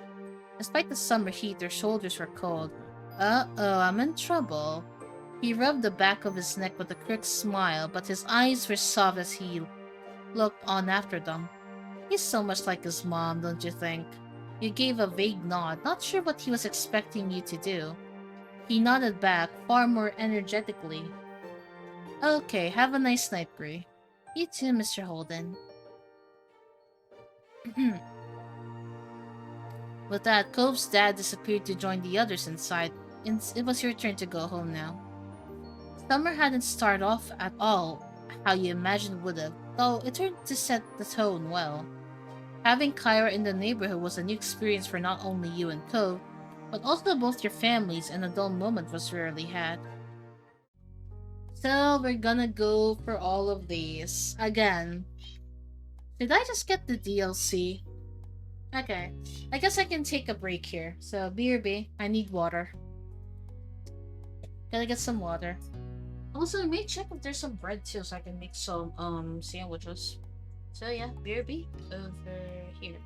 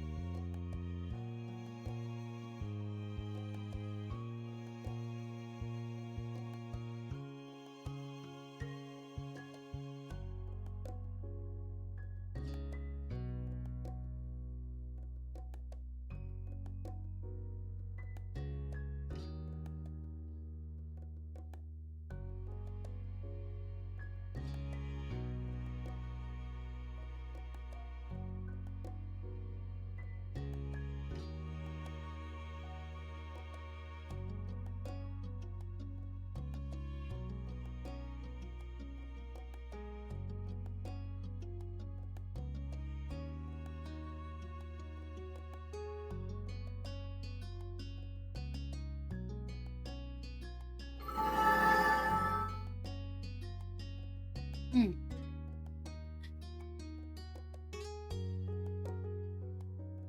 I had to sneeze. Hi, hi. Yeah, I'm back. Had a little cheese sandwich for coming here. Now, oh, thank you for the Patreon attendance. How are you? But yeah, I sneezed a little.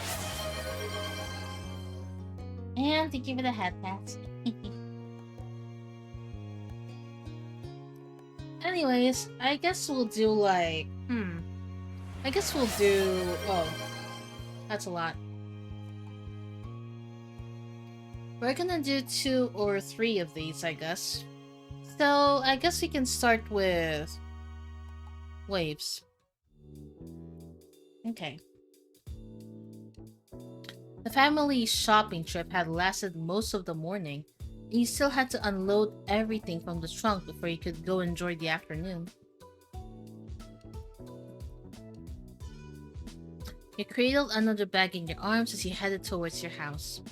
It was one of the heavier bags from the grocery store loaded with fresh apples, ripe tomatoes, a bunch of carrots, and even half a watermelon. Ma came out the front door and paused just ahead of you.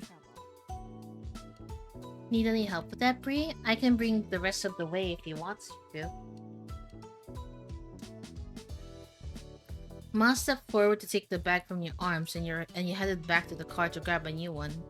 This time you got a smaller bag with a loaf of fresh bread and a couple of packets of dried pasta spirals. Pasta spirals. That is rather interesting. You passed Ma again on the way back of the house, and she gave you an encouraging grin and rustled her fingers through your black hair. You sat the next bag on the counter. Your older sister began to root around inside for contents with a sigh. How much is left? Still a few more bags. With a huff and puff, Elizabeth continued putting away the groceries and you retreated out of the kitchen before you could become the target of her bad mood. Be careful. Careful, Bree. You hadn't been looking where you were going and bumped into Mom, almost stepped on her toes to boot. Sorry, I can give you the pass this time, but be sure to watch where you're going. If you run to the wrong person, you might get your license revoked. She grinned back at the bad joke as she continued through the door. Outside, Ma has started organizing what remained and putting back any loose objects that had fallen out during the trip. When you stepped to the trunk beside her, she took in a big breath of air, her dress gently swaying around in the breeze. It's a shame we had to spend the morning cooped up in that shopping center. It's a beautiful day, don't you think? You tilted your head to the sky, gazing at the clear blue expanse. Days like this are my favorite. Ma smiled at you, her amber eyes glinting with affection. You and your sister are a lot alike in that way, and me too. You gave her a familiar look. But eventually you turned back to help her with the last of the bags. Oh, hi, Cove. You noticed Mom waved over at Cove, who had just been exited his front door, his surfboard propped up under one arm. Let me see, surfboard and wetsuit. Where might you be off on this beautiful day? Oh, yeah. Cove instantly startled, not having to realize your family was also out here. Even though your mom was the one who called out, you were the one he looked at. He tried to settle down again. He jogged across the pavement to probably say hello to you and your parents. It was decidedly awkward since Cove had trouble figuring out how to close his stand to you. The addition of his unwieldy surfboard made the whole thing seem even clumsier. Careful with that thing, you'll put someone's eye out. Mom chuckled and got a whispered approach from Ma for it. Ma'am, please, come easy on them. Sorry, ma'am. Don't mind her, honey. It's a beautiful day for surfing. I haven't been out on the waves in a long time. I'm jealous. Yeah, I'm hoping to get a few good moves before it gets dark. Hi, Cove. He had relaxed a lot when Mom spoke to him, but the rigidity came back as soon as he said something. Hi, Bree. Cove managed to grin and almost felt like you had butterflies in your stomach. Do you want to come out? You want to come hang out there later? You noticed a flush of red on his cheeks, but that might have just been from the heat. Cool. When he spoke again, he tried to contain some of the excitement that was clearly ready to burst. It'll be fun. You're not done unloading, right? Can I help? No, this is our job. You go to the beach. Ree can catch up as soon as she's finished here. Alright, I'll see ya. Yeah, bye for now. Cove headed on down to the beach with a more skip in his step than normal. It was really cute. You smiled softly to yourself at the thought that you'd be joining him soon. He sure seemed to perk up after you agreed to meet him there. Wonder why that could be. Ma, now who's giving him a hard time, Lonnie? Shush, it's different. Mom's face broke into an incredulous grin. In what way? I'm being supportive and he can't hear it. Mom full on laughed that time. You're the worst of us when it comes to this, honestly. I keep trying to warn people, but they don't listen. I only want to help. I think it's fair to say he might need a meddler, but you'd have a point. Right? You narrowed your eyes after teasing and they skimpily chuckled conspiratorially before taking more bags from the trunk and headed out inside. Once everything had finally been taken in and put away, you got yourself ready to meet Cove at the beach. Oh my god, it's Bree. Oh, Bear, you missed the chaos in my server earlier. You missed the chaos earlier, but you fell asleep. Oh boy. Like, Eld and Croissant were in my server. You had a surfboard in your room that you want to take with you. You've been practicing your surf more and more lately. It was always ready to go. After grabbing your board and getting everything ready, you headed down to the beach. Have fun, honey. Stay safe. I took it. Oh no. When you arrived at the shore, you were greeted by the crash of waves and the soft calls of the seagulls. You took in a lungful of ocean air and felt your peachy skin warm in the sun. You noticed a small set nearby with a towel, some sunscreen, and a bottle of water. It must be Cove's. You spotted Cove himself nearby. He hadn't gone out to sea yet. He was just sitting in the sand at the water's edge, his board propped up beside him. And you strolled up beside them. Hey, I'm here. Bree. He looked up to you with a smile and quickly hopped to his feet. I was wondering if you're still coming. And stay inside all day? I don't think so. You were able to make him laugh with that. Then he cast his eyes out towards the waves. Will you give me some tips? Philip surfed more often than you did, so you knew he had some good tips to help you improve. Yeah, let's get started. You tucked your board under your arm and the two of you ran into the water together. You paddled out into the sea to where the good waves were. The water was cool against your skin. Oh, that art though. Not that impressive. Not too calm but nothing crazy. It looks perfect today. He smiled at you and you couldn't help but smile back. You felt totally content. Until Cove kicked the water a little too hard and advertently splashed you. Hey, sorry. The apology didn't come across as especially repentant, as he was practically laughing when he said it. He laughed away for an opening for revenge. The second he looked away, you kicked back, spraying him. Seriously? Is there any way to treat someone trying to help? I came out here to teach you. And I was just following your example. Cove tried to keep a straight face, but ended up looking away. The water you flicked at him landed in shiny droplets in his hair. Also, let me... Oh, my throat. Was it the cheese? Because I had the cheese sandwich. Anyways, let me check something real quick.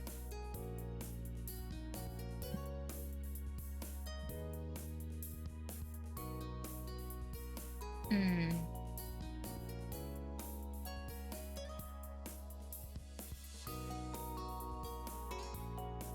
Hmm. Okay. Then here's another lesson. Hmm. He soaked you deliberately this time. Used his full leg and an impressive curtain of water hit you in the face. You lost your balance and scrambled to keep hold of the board. You just managed to stay on, but it was close. Cove wins. Are you okay? That wasn't what I was trying to do. I'm fine, but we should do the real teaching. Yeah. Let me get some water real quick. He chuckled awkwardly and shook some water out of his ear.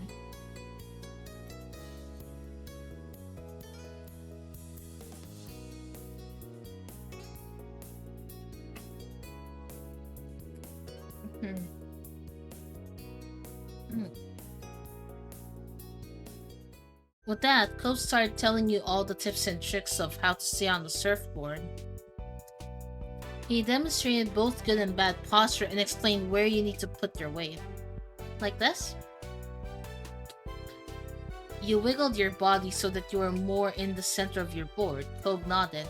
Yep, just like that.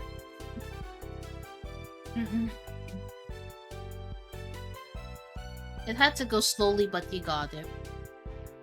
Cove did his best to guide you through the process, and by the end of it, you felt you had picked up the basics. Occasionally, he reached out and touched you to more directly help you get positions right. It felt nice. But if you acknowledged you noticed his touch at all, he would have instantly pulled away. Since you spent so much time working on balance and stable water, you wondered if you'd actually get to catch some waves. You brought it up to Cove and he nodded. If you think you're ready, go for it. He'll do great. Alright.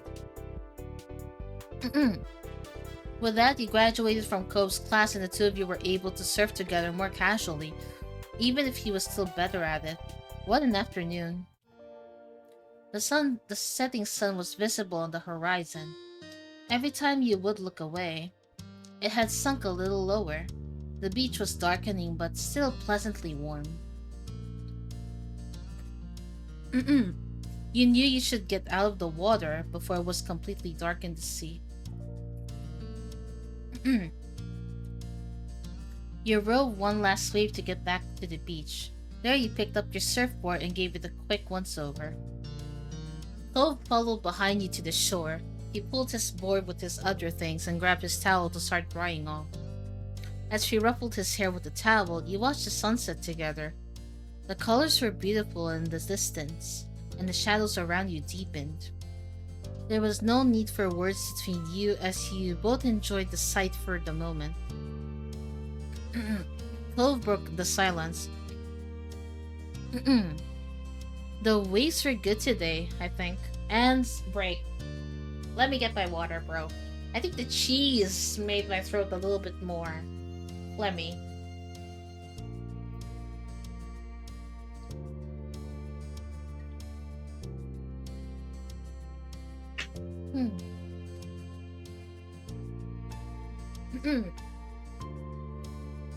But man, must be nice to live on the beach though.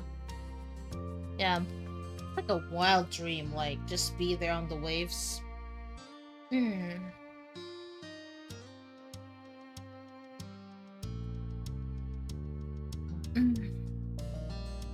Perfect for surfing.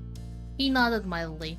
You chatted a little more until the conversation truly died, and all you heard was a rhythmic sound of waves. Then Cove sighed. The day can't be over, not yet. Don't you think it should be longer? It felt long enough for me. Cove stood up straight in defiance of the approaching darkness. I'm not gonna go home yet. I want to go somewhere. I don't know. Cove was still dripping in salt water, so you weren't so sure what the alternative was. Wetsuits were fine for the beach and not much else. It wasn't a good idea for him to lug his surfboard around town either.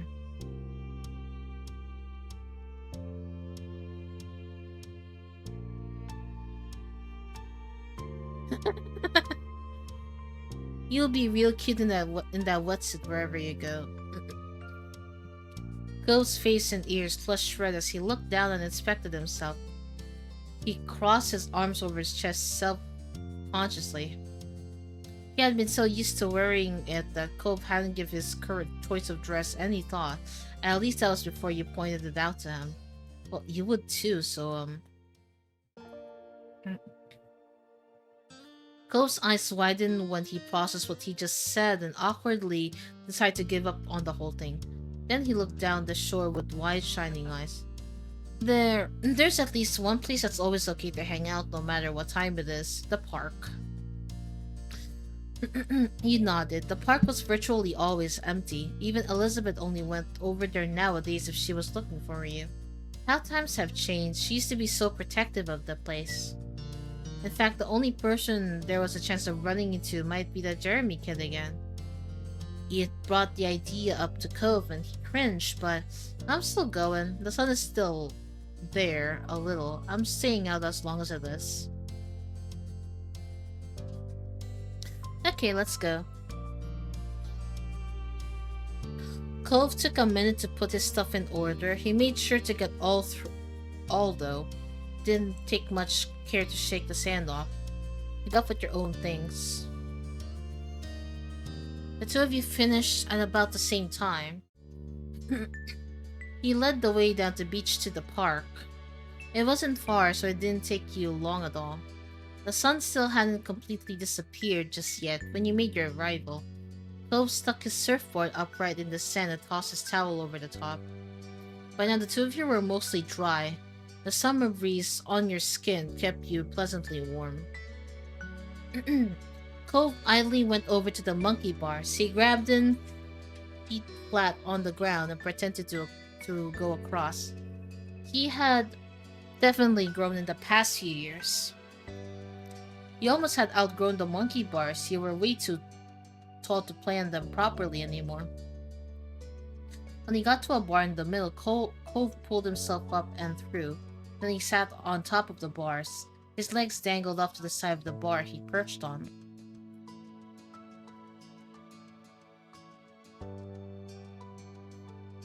You sat right down on the free seat and started swinging your legs. First slowly, but then you added more power to your kicks. Air rushed past through your face and ruffled your hair. You built up enough momentum to let it carry you. It was a lazy arc, not high or fast, perfect for having a conversation. Guess what? Yeah? He's not here. Right, it was true. There wasn't a single sign of Jeremy. Looks like it was just going to be the two of you tonight. Cove hung his head and groaned dramatically. Your eyes widened when he whipped his head back up. I can't believe how dumb my parents are for forcing me to come to this stupid place. Oh boy. My parents don't know anything. Oh boy. You looked around the old park, the streets you knew like the back of your head, and the beach. These were your stomping grounds. You wondered how Cove actually felt. How much was his joke just a joke? And how much was sincere dislike of this place? You taking him to your room? About that. He came into my room through the window a while ago. So he already went into my room a while ago, Jin.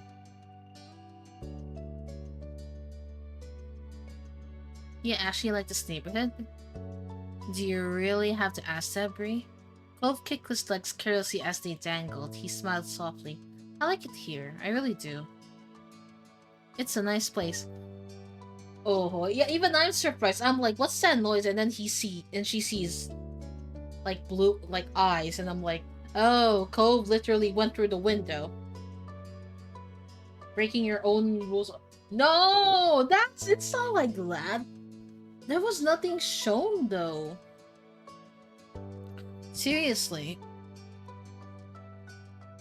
He didn't hesitate. There was no uncertainty. That was his genuine opinion. A content feeling fell between the two of you. Mm, who's breaking rules? Ah, not me. Not me. And finally, VTube Studio fixed the blinking function. Though I need your glasses too, so I don't blink all of a sudden, you know? It didn't take long for the day to finally draw to a close. The sun was gone and it was dark. He chatted a while longer but was definitely winding down. He better get home. I wish this day was longer. His feet kicked out and made him look like a pouty child. Oh well. Cove sighed. It was time to go home. He hopped down from the monkey bars with a thump when his feet hit the ground. You stopped moving your legs and stood when the swing slowed down. The chains rattled and the swing smacked into you a bit. Its energy not entirely spent.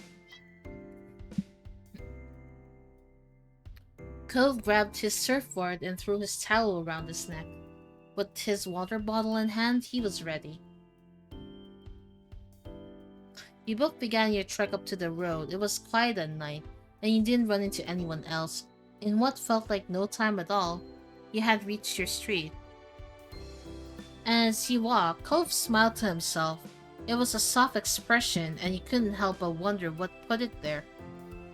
Everything okay? I just remember when we were younger, it used to be such a big deal to come home after dark. You could indeed recall, if you got sandy, your parents would have something to say. If you got wet, your parents would have more to say. If you come home after dark, well, your moms and dads better have said it was okay beforehand. You used to need permission for everything. That small comment he made exposed just how much freedom you really had this summer. Ah, then there's me, traveling very far. Cove looked up into the sky, a smile still on his face, as the two of you walked side by side reminiscing. When you came to your houses, you turned to each other. Thanks for today, Brie. It was nice seeing you. Cove waved to you and both turned around to your respective houses. This was a pleasant end to the outing, you thought. Okay. Should I wrap up stream or should I continue? Because my throat is... visual novels really wrecked my throat, not gonna lie. Yeah, I'm wrapping up. My voice is... You know.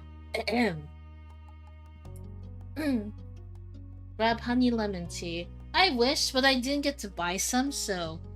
Well, I do have oolong tea in the fridge. I think I'll get that.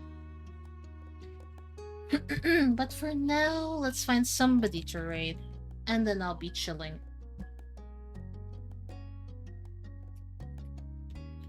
But yeah, my voice. That's cold tea.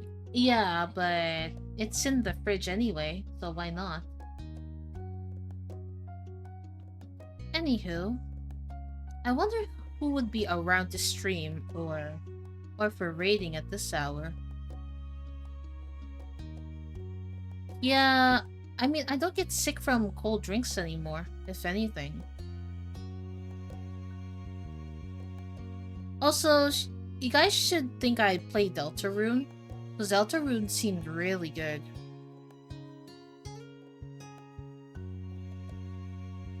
Let's see... Who is available for raiding, actually?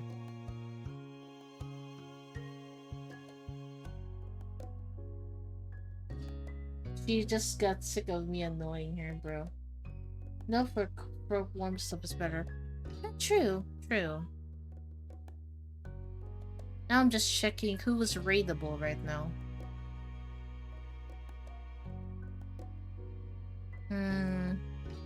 Oh. Okay, found someone. Anyway, see you guys for coming. I won't be streaming tomorrow. I'll be streaming at Friday, so I'll just be in the server for most of the time tomorrow when I wake up from my night shift. But streams will be back on, streams will be back on Friday. I'll be playing Monster Hunter again, so keep your eyes peeled. But anyways, thank you guys for coming. I see I'm late. Yes, I need to rest my throat, bro. Anyways, bye guys. Bye.